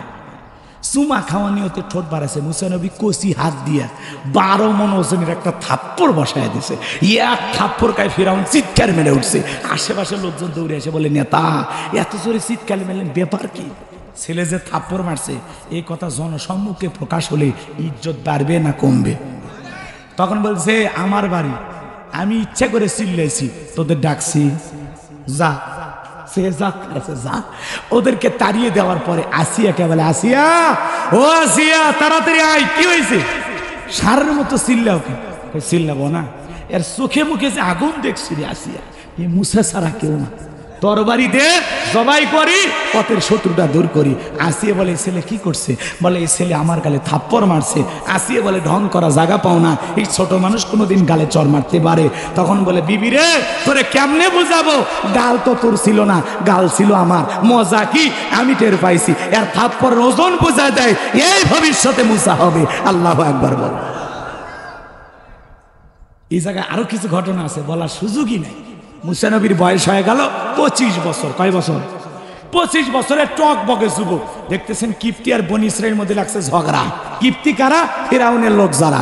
বনি ইসরায়েল কারা? মুসা নবীর অনুসারী যারা। কথা বোঝা যায়? শোনেন, কিপ্তিকে যা বলতেছে, সব জায়গায় নেতার গরম দেখাস, দেখেন না কিছু হাইব্রিড নেতা, পাতি নেতা, ছাতি নেতা, এলাকায় কি গরম দেখায়, তো আমাকে চিনিস? আমি কোন দলের লোক চিনিস? এই আমি অমুক নেতার আপন মেয়ে, তার ছোট খালাতো বোন বিয়ে করছি। কি হাইব্রিড পরিচয় এ ভাই, এত গরম দেখাবেন না। আল্লাহ যদি 3 বার বমি দেয়, পিছনে দরজা একবার ঢিল করে দেয়, দাঁড়ায় থাকতে পারবেন না, হাসপাতালের বেডে শুয়ে কাতরা লাগবে। এজন্য বেশি ভাব নেবেন না, এলাকায় থাকা লাগবে মিলেমিশে। কথা কর, কষ্ট হয়। এবার শোনেন, মুসা আলাইহিস সালাম নিজ সম্প্রদায়ের লোকের পক্ষ নিয়ে কিপ্তিক মারছে এক ঘুষি, মাত্র কয়টা? এক ঘুষিতে কিপ্তি দুনিয়ার থেকে ডিলেট। ইন্না লিল্লাহি ওয়া ইন্না ইলাইহি রাজিউন, মরে পড়ে আসে জায়গাতেই খালাস। কথা কয়। এইবার যখন কিপ্তিকে হত্যা করলেন আল্লাহর নবী মুসা আলাইহিস সালাম, ফিরাউনের দরবারে হয়ে গেল মার্ডারের মামলা। আল্লাহ ডেকে বলে, ও নবী মুসা, আর থাকা যাবে না, মাদাইনের দিকে রওনা করো। আল্লাহর পয়গাম্বার তখন মিশর ছেড়ে আল্লাহ পাকের অর্ডার পাইয়া মাদাইনে চলে গেলেন। পানি খাওয়ানোর ঘটনা আপনারা জানেন। ওইখানে শুআয়ব আলাইহিস সালামের দুইজন মেয়ের সাথে পরিচয় হওয়ার কারণে তার বাড়িতে চলে গেলেন। দুইটা মেয়ে যায় বলে, বাবা আমাদের বাড়িতে একটা কাজের মানুষ দরকার, এই ছেলেটার দেহে অনেক শক্তি আছে বাবা, আর এই ছেলেটা এতটাই ভদ্র, আমরা দুইটা বোন কয়েকটা ঘন্টা সময় কাটায়া দিলাম, একবারের জন্য আমাদের দুই বোনের চেহারার দিকে তাকায় নাই। চিৎকার মেরে বলুন আল্লাহু আকবার। নবীর লাজুক না হয়ে পারে। আরে যুবক, তুমি আমি রাস্তা দিয়ে কালো মহিলা যাক আর ফর্সা যাক, বুড়ি যাক আর যুবতী যাক, একবার তাকায়, কথা কয় না গান। আমাদের চোখের মধ্যে ভেজাল আসে। কি আসে? জোরে কোন কি আছে? সামনে যাই, যুবকদের উদ্দেশ্যে কিছু বলতে চাই। আমার ভাইয়েরা, এইবার আল্লাহর নবী শুআয়ব আলাইহিস সালাম রাজি হয়ে গেলেন। আল্লাহ নবী মুসা আলাইহিস সালামকে তার বাড়িতে রাখাল হিসেবে রাখলেন। বড় মেয়ে সফুরার সাথে বিবাহের ব্যবস্থা করে দিলেন। 8 থেকে 10 বছর শ্বশুর বাড়িতে থাকলেন ঘর জামাই। এলাকায় যদি ঘর জামাই থাকে, খবরদার বেয়াদবি করবেন না। যে থাকবে ঘর জামাই, বুঝবেন নবী মুসা আলাইহিস সালামের সুন্নত আমল করতেছে। আছে 2-1 জন আছে এলাকা, থাকলে ভালো। এইবার আল্লাহ ডেকে বলে, ও নবী মুসা, আর কতদিন শ্বশুর বাড়ি মধুর হাড়ি, এইবার গাট্টি গুট্টি গোছাও, স্ত্রীকে সঙ্গে নাও, তোর আবারও মিশরের দিকে রওনা কর। আল্লাহর পয়গম্বর মুসা আলাইহিস সালাম আল্লাহর অর্ডার পায়া স্ত্রীকে সঙ্গে নিয়া, শ্বশুরের দেওয়া লাঠি নিয়া যখন তুর পর্বতে আসলেন, এখানেও কিছু ঘটনা আছে, বলার সময় নাই। আল্লাহ পাক তখন তুর পর্বতে মুসা আলাইহিস সালামকে নবুয়ত দান করলেন। আমার আল্লাহ বলেন, ওয়ামা তিলকা বিয়ামিনিকা ইয়া মুসা। আল্লাহ বলে, মুসা রে তোমার ডান হাতে ওইটা কি? মুসা নবী জবাব দিয়ে বলেন, ক্বালা হিয়া আসায়া আতাওয়াক্কাউ আলাইহা ওয়া আহুশু বিহা আলা গনামি ওয়া লিয়া ফিহা মাআরিব উখরা। দেখা বলেন আল্লাহ, আমার হাতে এটা লাঠি, এইটার উপর ভর দিয়া চলে, ছাগলের জন্য পাতাবাড়ি ইত্যাদি অনেক অনেক কাজ করি। আল্লাহ দেখে বলে, নবী মুসা, প্রশ্ন করলাম একটা, জবাব দাও যাবে একটা। মুসা নবী কথা বলে কার সাথে? আল্লাহর সাথে কথা বলতে মজা আছে না নাই? হে যুবক, দুনিয়ার একটা মেয়ে যদি ভুল করে রং নাম্বারে মিস কল দেয়, 17টা সিম কার্ড পরিবর্তন করে হলেও মেয়েটারে কল দেয়, মেয়েটা ডেকে বলে, ভাইয়া সরি, ভুল করে আপনার নাম্বারে কল দিয়েছে। তখন বলে, না সরি বলে লাভ হবে না, নিভানো আগুন কেন জ্বালাইলি, এখন ভালোবাসা দিবি কি না বল। একটা মহিলার কণ্ঠ পাইলে আমরা পাগল হয়ে যাই। কথা বল। রাত 3:30টার দিকে এক মহিলা কুড়িগ্রাম থেকে আমাকে ফোন দিয়া বলে, হ্যালো তুমি কে সোহেল? আমি তখন বললাম, না আমি একটা হুজুর মানুষ। কয় ঢং করো না, রাত চলে গেলে আফসোস করবা। ও কি তাহাজ্জুদ পড়ার জন্য ডাকতেছে? কথা কন না। এই যে যুব সমাজ সারা রাত ইমো মেসেঞ্জারে চ্যাটিং করে, সারা রাত ইউটিউব ইন্টারনেট ঘাটাঘাটি করে, নামাজের কথা মনে নাই, তাহাজ্জুদ পড়ে না, সারা রাত ইমো মেসেঞ্জারে চ্যাটিং করে ফজরের আজান হয় যখন, ওই হাইব্রিড যুবক ঘুমাইতে যায় তখন, এই ঘুম ভাঙলে সকাল, না ভাঙলে পরকাল। মোবাইলের ওজন কম, কিন্তু এই মোবাইলে তারা পাপের ওজন কম না বেশি? এই মোবাইল যুব সমাজকে নষ্ট করলো। কথা কন না কেন? আপনাদের এলাকার ছেলেরা অবশ্য মোবাইল ব্যবহার করে না, এরা পবিত্র যুগ। মোবাইল আছে না নাই? দেশে মোবাইল আইছে, চিঠি বন্ধ হইয়াছে, দিওয়ানা বানাইছে, পোলা মাইয়ার মনের কথা হাসে বাতাসে। বলবো হ্যাঁ যুবক, বলবো? তাহলে জোরে একটা তাকবীর দাও, লিল্লাহি তাকবীর। দেশে মোবাইল আইছে, চিঠি বন্ধ হইয়াছে, দিওয়ানা বানাইছে, পোলা মাইয়ার মনের কথা ভাসে বাতাসে।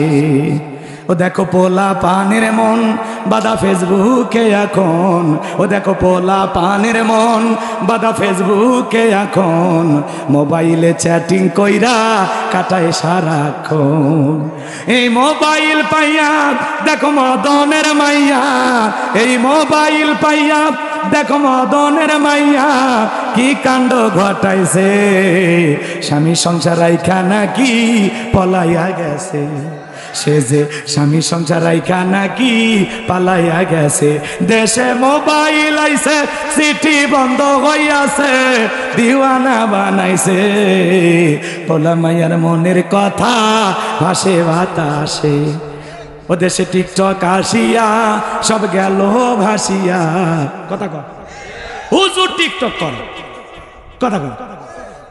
অনেকের বউ রান্না করে, রান্না করতেছে নুডলস, কয় হ্যালো বন্ধুরা কিভাবে নুডলস রান্না করে দেখেন একটু, কথা কর।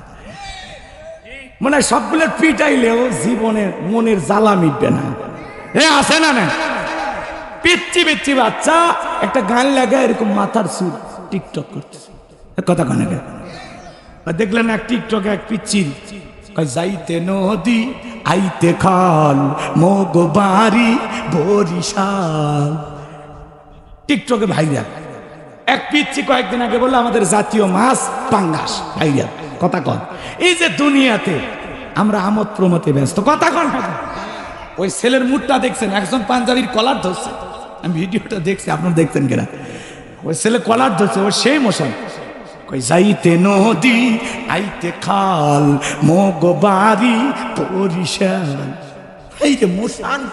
পিচ্ছি পিচ্ছি বাচ্চারা টিকটক করে, কথা কন। রাগ করতেছেন আপনারা, ওরা টিকটক করে। আপনাদের এলাকার ছেলেরা ভালো, রাগ করতেছেন। ও দেশে টিকটক আসিয়া সব গেল ভাসিয়া, সিদ্দিক সোরা নায়ক হইছে আইডি খুলিয়া, এই মোবাইলে হাই কি জাদু আছে ভাই, এই মোবাইলে হাই কি জাদু আছে ভাই, পোলাপান বইজাছে, পড়ালেখা তুইলা রাখছে সপ্তম আকাশে, অটো পাস কি পড়ালেখা তুইলা রাখছে সপ্তম আকাশে, দেশে মোবাইল আইছে চিঠি বন্ধ হইয়াছে, দিওয়ানা বানাইছে, পোলা মাইয়ার মনের কথা ভাসে বাতাসে।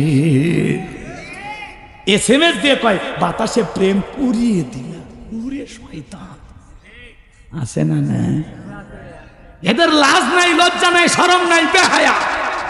20 বছর বয়স হয়নি, বাড়িতে এসে বলে আব্বা আমি উত্তরপাড়া লাকিকে কথা দিয়েছি, রাজি থাকলে 1 চাপুর না হলে 2 চাপুর। পিতা মাতা রাজি হয় না, পালিয়ে যায়, বিয়ে করে, আছে না নাই? 3 মাস পরে ওর ভালোবাসা জানলা ভেঙে পালাইছে, আর সুখ নাই, শান্তি। কারণ পিতা মাতার দোয়া আছে যেখানে, কল্যাণ আছে যেখানে, মুরব্বীদের দোয়া আছে যেখানে, বরকত আছে সেখানে। মাতা পিতার অবাধ্য হয়ে বিয়ে করবা, জীবনে সুখ পাইবা না। বিশ্ব সুন্দরী ঘরে অনেক লাভ হবে না রে পাগল, মা বাপের দোয়া লাগবে, দোয়া। একটু চামড়া ফর্সা থেকে পাগল হয়ে গেছে, যার চামড়া যত সাদা তার মধ্যে তত ভেজাল, বুঝিস না রে পাগলা। কালো নারীর গুণ আছে, কথা কয় না। কালো নারীর কি আছে? ও চিন্তা করে বাপ মা কষ্ট করে একটা স্বামী জুটাইছে, এই লাত্তি মারুক, গুটা মারুক, ঘুষি মারুক, পিটাক মারুক, কাটুক, এর সংসার আমি ছাড়বো না। কারণ কোনো মতে কপালে একটা জুটছে, এই স্বামীর ভাত না হইলে আর জীবনে স্বামী পাবো না।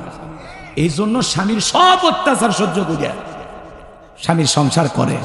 আর দেখবেন কালো মেয়ে যারা, এদের হাতে রান্না ভালো হয়, কথা কয় না, হাতে রান্না ভালো, কথা কয় না কেন? রাগ করছেন?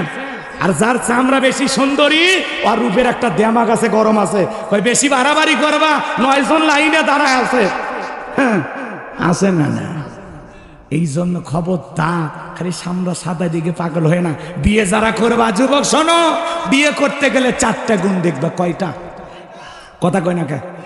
ভালো ফ্যামিলি দেখবা, যাদের ধন সম্পদ বেশি, কথা কয় না, কি বেশি? ধন সম্পদ বেশি, সেই ফ্যামিলিতে বিয়ে করবা। ওই ফ্যামিলিতে বিয়ে করবা যেই ফ্যামিলির মহিলারা বাচ্চা বেশি জন্ম দেয়, কথা কয় না, ওই ফ্যামিলিতে বিয়ে করবা। রাগ করছে, তা গেলে বলার দরকার নেই। মেয়ের যত গুণই দেখেন, সম্পদ না থাক, দেখতে সুন্দরী না হোক, বংশ ভালো না হোক, কিন্তু মেয়েটা যদি নেককার হয়, পর্দা করে, নামাজ পড়ে, কোরআন পড়ে, ওর ভিতরে যদি আল্লাহর ভয় থাকে, নেককার যদি হয়, বাকি তিনটা গুণ না থাকলেও বিয়ে করবেন, কারণ মেয়েটা হলো নেককার। এই গুণটাকে প্রাধান্য দিতে হবে। নেককার মেয়েকে বিবাহ করলে জীবনে সুখ পাবে। নেককার মেয়েরা স্বামীর আনুগত্য করে। আর যারা পথ কাটিং দেয়, চুল কাটে এই জায়গাতে একটু দেয়, ছেলে পেলে দেখলে হালকা করে বাতাস মারে, এরকম মহিলা আছে না? যুবক, এই চুলের কাটিং দেখে ভুলিস না, ওই চুল দিয়ে তো ফাঁচি দিয়ে মারে। কথা কোন ঠিক কিনা? আল্লাহ যুবকদের হেদায়েত দান করুক। যেই মহিলা পর্দা করে বাইরে ঘোরাফেরা করে, ওই পর্দার ভিতরে আকর্ষণ আছে। যারা বেপর্দায় খোলা ভাবে ঘোরে, কলা যদি কেউ সিলে বিক্রি করে, পাবলিক নেবে। যেই মাছ পচে যায়, মাছি কম পড়ে না বেশি পড়ে? যেই মহিলারা বেপর্দায় ঘরে, দুষ্ট লোকের নজর কম পড়ে না বেশি পড়ে? তো বুঝো না কেন? প্যাকেটের ভিতরে আকর্ষণ আছে, খোলা জিনিসের ভিতরে আকর্ষণ নেই। কথা ক্লিয়ার? বউ এমন একটা নিয়ে আসবা, গ্রামের কেউ দেখেনি, কথা কয় না। আবার বউকে নিয়ে ওই যে একটা ভাঙ্গা প্লেট আর সামান্য একটু 2-4টা গিফট পাওয়ার আসে, বউ সাজে, ওই পাবলিসিটি করিস না, কথা কয় না। আপনাদের এলাকায় বউ ভাত হয়, মানুষকে খাওয়ান, খাওয়াই তো আপত্তি নেই, কিন্তু ওইভাবে সাইজে বুঝে বিউটি পার্লার সাজ দিয়া কেন বউ রে সিয়ারে বসা রয়েছে? এই বইয়ের দাম কি এতই কম ভাঙ্গা একটা প্লেট নেওয়ার জন্য বসে আছে? নারীর মর্যাদা দিতে শিখুন। এটা বাজারের পণ্য না যে চেয়ারে বসায় দিলেন পান বিক্রি করার জন্য। গ্রামের সব মুরব্বীরা যুবকেরা আসবে আর বলে, ভাবি একটা পান দেন। ভাবি দেখতে তো মাশাআল্লাহ, একটা সেলফি, ভাবি ক্লিক। এই বেহায়াগনি সারে। আপনাদের এলাকা অবশ্য এরকম হয় না, না এলাকায় বিয়ের এইগুলো হয় না, আমি জানি। এদিকে বউকে বোরকা পরে পরান, বোরকা পরা, বোরকা পরাবেন, আল্লাহ কবুল করেন। জোরে বলেন আমি। কষ্ট হচ্ছে আপনাদের না? রাত গভীর হচ্ছে, আর বাড়াবো না, এখন দোয়ার দিকে যাই নাকি না শেষ করব? আল্লাহ রাব্বুল আলামিন বলেন, ও নবী মুসা, এইবার আমি আল্লাহ যা বলি তুমি শোনো। ক্বালা আলকিহা ইয়া মুসা, মুসা রে হাতের লাঠিটা এইবার নিক্ষেপ করো। ফাআলকাহা ফাইযা হিয়া হাইয়াতুন তাসআ। লাঠিটা নিক্ষেপ করা মাত্রই হয়ে গেল বিশাল বড় একটা সাপ। মুসা নবী বলে, বাপ রে বাপ, এ যে জাতের সাপ, আমার বংশ করে দিবে সাপ। পয়গম্বর ভয় দৌড় মারতেছে। ভাই ও ভাই, ও ভাই, 10 মিনিট শেষ করে দিল। শোনেন ভাইয়ের আমার, এরপরে আল্লাহ রাব্বুল আলামিন বলেন, ক্বালা খুযহা ওয়ালা তাখাফ সানুঈদুহা সিরাতাহাল উলা। আল্লাহ ডেকে বলো, নবী মুসা ভয় পেও না, আমি আল্লাহ লাঠিকে সাপ বানাইছি, আবার তুমি সাপের দিকে হাত বাড়াও, পূর্বের মতো লাঠি বানাইয়া দেব। পয়গম্বর ভয়ে ভয়ে ধরতে গেছে, সাপ আবার কি হয়ে গেছে? লাঠি। এটার নাম কি? মুজিজা। এটার নাম কি? মুজিজা। এরপরে আল্লাহ বলেন, ওয়াদহুম ইয়াদাকা ইলা জানাহিকা তাখরুজ বাইদা মিন গায়রি সুইন আয়াতান উখরা লিনুরিয়াকা মিন আয়াতিনাল কুবরা। আল্লাহ ডেকে বলে, ও নবী মুসা, তোমার ডান হাতটা বগলের নিচে ঢোকাও, ওখান থেকে বের করো, কোনো দোষ ছাড়াই আমি আল্লাহ ধবধবে উজ্জ্বল সাদা চমৎকার দেখাবো। কি সুন্দর আলো ঝরালো। আল্লাহু আকবার বলেন। এইবার আল্লাহ বলেন, পয়গম্বর, এই যে কুদরতের 2টা নিদর্শন দান করলাম, লাঠি ফেলালে সাপ হয়, বগলের নিচে হাত বের করলে লাইটিং হয়, এই যে 2টা মুজিজা দান করলাম, এইবার তোমার দায়িত্ব হলো ইযহাব ইলা ফিরআউনা ইন্নাহু তাগা। ফিরাউনের নিকট চলে যাও, তার কাছে দাওয়াত পৌঁছায় দাও। যা বলে, ফিরাউন রে, তোর বানানো আইন দিয়ে মিশর আর চলবে না, এখন থেকে মিশর পরিচালনা হবে আল্লাহর আইন দিয়া। মুসা নবী ডেকে বলে, আল্লাহ আপনি কি ভুলে গেছেন আমি ফিরাউনের দরবারে মার্ডার কেসের আসামি, গেলেই তো ফাঁসি দিয়ে মারবে। আমার আল্লাহ ডেকে বলে, পয়গম্বর ভয় পাওয়ার কোনো কারণ নাই, আমি আল্লাহ যার সাথে আছি, কোনো জালেম ফাঁসি দিয়ে মারতে পারবে না, আগুনে পোড়ায় মারতে পারবে না, পানিতে ডুবাইয়ে মারতে পারবে না। হাজারো রিমান্ডে নেওয়ার পরেও ওরা মুমিনের মুখের হাসি কেড়ে নিতে পারবে না। আল্লাহু আকবার। আলেমদেরকে রিমান্ডে নিয়ে হুইল চেয়ারে বসায়, তারপরে হাসে, কথা কয় না। এর নাম হলো পরীক্ষা। এর নাম কি? আমার ভাইরা সামনের দিকে যায়।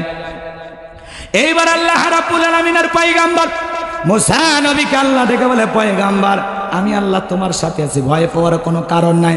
মুসা নবী ডেকে বলে, আল্লাহ যেহেতু যাব, অন্তরে দুরু দুরু ভাব হয়, একটু আপনার কাছে দোয়া করি। পয়গম্বর তখন দোয়া শুরু করলেন, ক্বালা রাব্বিশরাহ লি সাদরি ওয়া ইয়াসসিরলি আমরি ওয়াহলুল উকদাতাম মিন লিসানি ইয়াফকাহু কওলি ওয়াজআলনি ওয়াজিরাম মিন আহলি হারুন আখি। দেখে বলেন, হে আমার রব, আমার বক্ষকে প্রশস্ত করে দাও, আমার কাজকে সহজ করে দাও, জিহ্বার জড়তা দূর করে দাও, যাতে সহজেই মানুষ আমার কথা বুঝতে পারে। আর আমার পরিবারের মধ্য থেকে আমার ভাই হারুনকেও আপনি নবী বানায়া দেন। আমার আল্লাহ ডেকে বলে, পয়গম্বর দোয়া মঞ্জুর করা হয়ে গেল, তোমার ভাই হারুনকেও আমি আল্লাহ নবী বানায়া দিলাম। এইবার যাও, তোমরা দুইজন মিলে ফিরআউনের নিকট দাওয়াত পৌঁছায়া দাও। আল্লাহ রাব্বুল আলামিন মুসা নবীর দোয়ার কারণে তার ভাই হারুনকেও নবী হিসাবে মঞ্জুর করলেন। সুবহানাল্লাহ। এইবার নবী মুসা আলাইহিস সালাম তার ভাই হারুনকে সঙ্গে নিয়ে ফিরআউনের দরবারে উপস্থিত। এসে কি বলতেছে জানেন? আল্লাহর পয়গম্বর বলতেছেন, ওয়াকালা মুসা ইয়া ফিরআউনু ইন্নী রাসূলুম মির রাব্বিল আলামিন। আল্লাহ নবী মুসা আলাইহিস সালাম ডেকে বলেন, হে ফিরআউন, আমি বিশ্বের প্রতিপালকের প্রেরিত একজন রাসূল, আমি আল্লাহর পাঠানো একজন রাসূল, যিনি বিশ্বজগতের মালিক। আল্লাহর সম্বন্ধে সত্য ছাড়া অন্য কিছু বলবো না, বিদায় বনি ইসরাইলদেরকে দাসত্বের জিন্দেগি থেকে আমার সাথে যেতে দাও। ফিরআউন তখন কি বলেছিল জানেন? ক্বালা ইন কুনতা জিতা বিআয়াতিন ফাআতি বিহা ইন কুনতা মিনাস সাদিকিন। তোমার কাছে স্পষ্ট দলিল বা প্রমাণ কোনো কিছু যদি থাকে, তুমি যে নিজেকে নবী দাবি করতেছো, কি প্রমাণ আছে তুমি উপস্থিত করো, যদি তুমি তোমার দাবিতে সত্যবাদী হও। মুসা আলাইহিস সালামের কাছে আছে কয়টা জিনিস? দুইটা।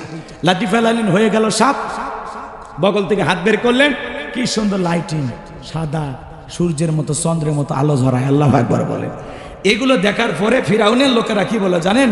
ক্বালাল মালাউ মিন কওমি ফিরআউনা ইন্না হাযা লাসাহিরুন আলিম। ফিরআউনের সমস্ত লোকেরা বলল, এই ছেলেটা হলো মস্ত বড় জাদুকর, নবী দেখায় মজেজা, ওরা বলে জাদু। কারণ ওই দেশে জাদুর ব্যাপক প্রচারণ ছিল। কথা কি বুঝাইতে পারলাম? এইবার তারা চিন্তা ভাবনায় পড়ে গেল। ফিরআউন তখন বলতেছে, এই ছেলের মতিগতি ভালো না, এই ছেলে আমাদেরকে ভয় ভীতি দেখায় ক্ষমতার চেয়ার দখল করতে চায়, দেশ থেকে তাড়িয়ে দিতে চায়, তোমরা বলো কি করতে চাও? ফিরআউনের এমপি মন্ত্রী যারা বলতেছে, ক্ষমতার চেয়ার সহজে ছাড়া যাবে না, যত লাশ পরে পড়ুক, কথা কয় না।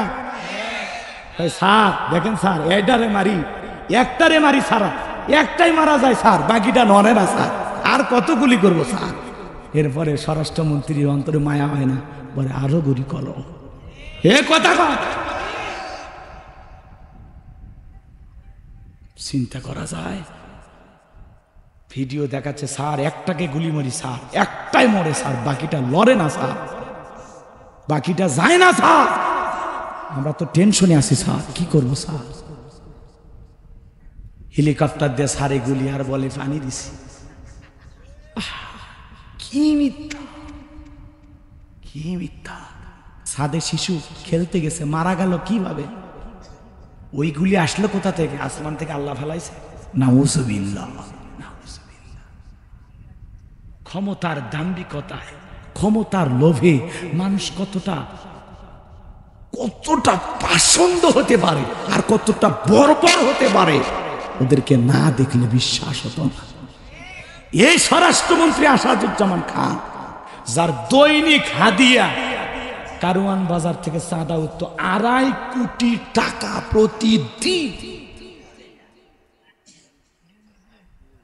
এগুলো বললে অনেকে কয়, হুজুর ওয়াজের মধ্যে এগুলো কেন? তোমারে কি বুঝাবো? বাস্তবতা শিখান লাগবে না? যে হুজুর সমাজের বাস্তবতা তুলে ধরে না, ও হুজুরের ওয়াজ শুনে কোনো লাভ হবে না। এর আগে তো বলছে হয় আসমানের ওয়াজ করবেন, না হয় মাটির নিচের ওয়াজ করবেন, মাঝখানে যাওয়া হয় করা যাবে না। এখন সুযোগ আসছে, এখন সুযোগ আসছে, তুফান তুলে ফেলে দেওয়া লাগে। কথা বলে আর কত ভয় দেখাবে? মরে যাব একদিন, কণ্ঠটা থেকে যাবে, হক কথা বলা লাগবে। কতক্ষণ ঠিক কিনা? যত দোষ নন্দ ঘোষ, সত্যটা বললে দোষ, করলে অন্যায়ের প্রতিবাদ, নামটা হবে তোমার মৌলবাদ, নামটা হবে তোমার জঙ্গিবাদ। আমার ভাইয়ের হৃদয়ের কান পেতে কথাগুলো শুনে যান। আল্লাহর নবী মুসা আলাইহিস সালামের বিরুদ্ধে তারা কি করলো জানেন? ওরা বলে ওই ছেলেও জাদু দেখাছে, আমাদের দেশে জাদুঘরের অভাব নাই। তখন তারা কি করলো জানেন? ইয়াতু বিকুল্লি সাহিরিন আলিম, শহর বন্দর থেকে দক্ষ দক্ষ জাদুঘর ফিরাউনের দরবারে উপস্থিত করলো। ওরা বুঝলো জাদুর মোকাবেলা জাদু দিয়েই হবে। এটা হলো সেমিফাইনাল, এরপরে ফাইনাল খেলা আসতেছি। আল্লাহু আকবার বলেন। এইবার সমস্ত জাদুঘর ফিরাউনের নিকট এসে বলে, নেতা, আপনার শত্রু মুসাকে যদি আমরা খেলার মাঠে পরাজিত করতে পারি, জাদু দেখায়া পরাজিত করতে পারি, আপনি আমাদেরকে কি পুরস্কার দিবেন? ফিরাউন তখন বলে, ক্বালা নাআম ওয়া ইন্নাকুম লামিনাল মুকাররাবিন, তোমাদের পুরস্কার হলো তোমরা সবাই আমার নিকটতম ব্যক্তি হইবা, এই দরবার হবে তোমাদের বসবাসের জায়গা। যারা রাস্তাঘাটে জাদুর খেলা দেখায়, এরা যদি রাজপ্রাসাদে জায়গা পায় আর কিছু লাগে? নেতা যদি বলে তুমি আমার লোক, আর কিছু লাগে?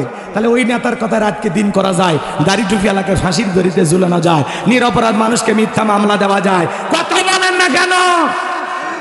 কারণ কার লোক? নেতা। নেতার ছায়া যদি কারো মাথার উপর থাকে, ও কি যে করে ও নিজেও জানে। কথাকে বোঝা গেল? যে নেতা আপনাকে পিস্তল দেয়, মদ খাওয়াইতে দেয়, হোটেলে নাড়ি দেয়, টেন্ডারবাজি চাঁদাবাজি শিখায়, ওই নেতাও জাহান্নামে যাবে, আপনাকেও নিয়ে যাবে। কথাকে বোঝা গেল? সামনের দিকে যাই, শেষের দিকে এসে গেছি বাজান, আর আপনাদেরকে কষ্ট দেব না। এইবার জাদুর ময়দানে শত শত মানুষ খেলা দেখার জন্য হাজার হাজার মানুষ ভিড় জমাইছে। এই দিকে সমস্ত ফিরাউনের জাদুকরেরা, আর এই দিকে মুসা এবং তার ভাই হারুন দাঁড়ায় আছে। জাদুকরে ডেকে বলে, ও নবী মুসা, জাদুর বান তন্ত্র মন্ত্র আগে আমরাই নিক্ষেপ করব না তুমি। মুসা আলাইহিস সালাম ডেকে বলে, ওস্তাদের মার শেষ রাতে মারা রাখো, আগে তোমরাই দেখো। তখন তারা কি করলো? সত্যি সত্যি জাদুর বান নিক্ষেপ করলো। বাঘ বানাইছে, ভাল্লুক বানাইছে, রশি বানাইছে, মানুষের চোখে মুখে পর্যন্ত জাদুর বান নিক্ষেপ করতে। এরা জাদুর তন্ত্র মন্ত্র, জাদুর বান নিক্ষেপ করতে করতে এদের চালান পাতি শেষ, আর নাই তবিলই নাই, তবিল শেষ। মুসা আলাইহিস সালামকে তখন ডেকে বলে, ও নবী মুসা, এইবার তুমি তোমার জাদুর খেলা দেখাও, আমাদের গুলো দেখানো শেষ। আল্লাহ তাআলা তখন কি বলছে জানেন? ওয়াওহাইনা ইলা মুসা আন আলকি আসাকা ফাইযা হিয়া তালকাফু মা ইয়াফিকুন। আল্লাহ বলেন, আমি ওহির মাধ্যমে বললাম, ও নবী মুসা, তোমার হাতের লাঠিটা শুধুমাত্র ফেলে দাও। মুসা আলাইহিস সালাম লাঠি ফেলাইলেন, হয়ে গেল বিশাল সাপ। যেই সাপের ঠোঁট নিচুতে, ওপরের ঠোঁটটা 80 ফিট উঁচুতে, বিশাল হা কইরা সমস্ত জাদুর বান এক নিঃশ্বাসে খাইয়া ফিরাউনকে ডেকে বলে, এ ফিরাউন, আরো আছে। ফিরাউন এই দৃশ্য দেখে পিছনে রাস্তা দিয়ে গরম হাওয়া বের হয়ে গেছে, আর সমস্ত জাদুঘরে বুঝতে পেরেছে মুসা আলাইহিস সালাম যেটা দেখালো এটা জাদু না, এটা জাদুর দাদু।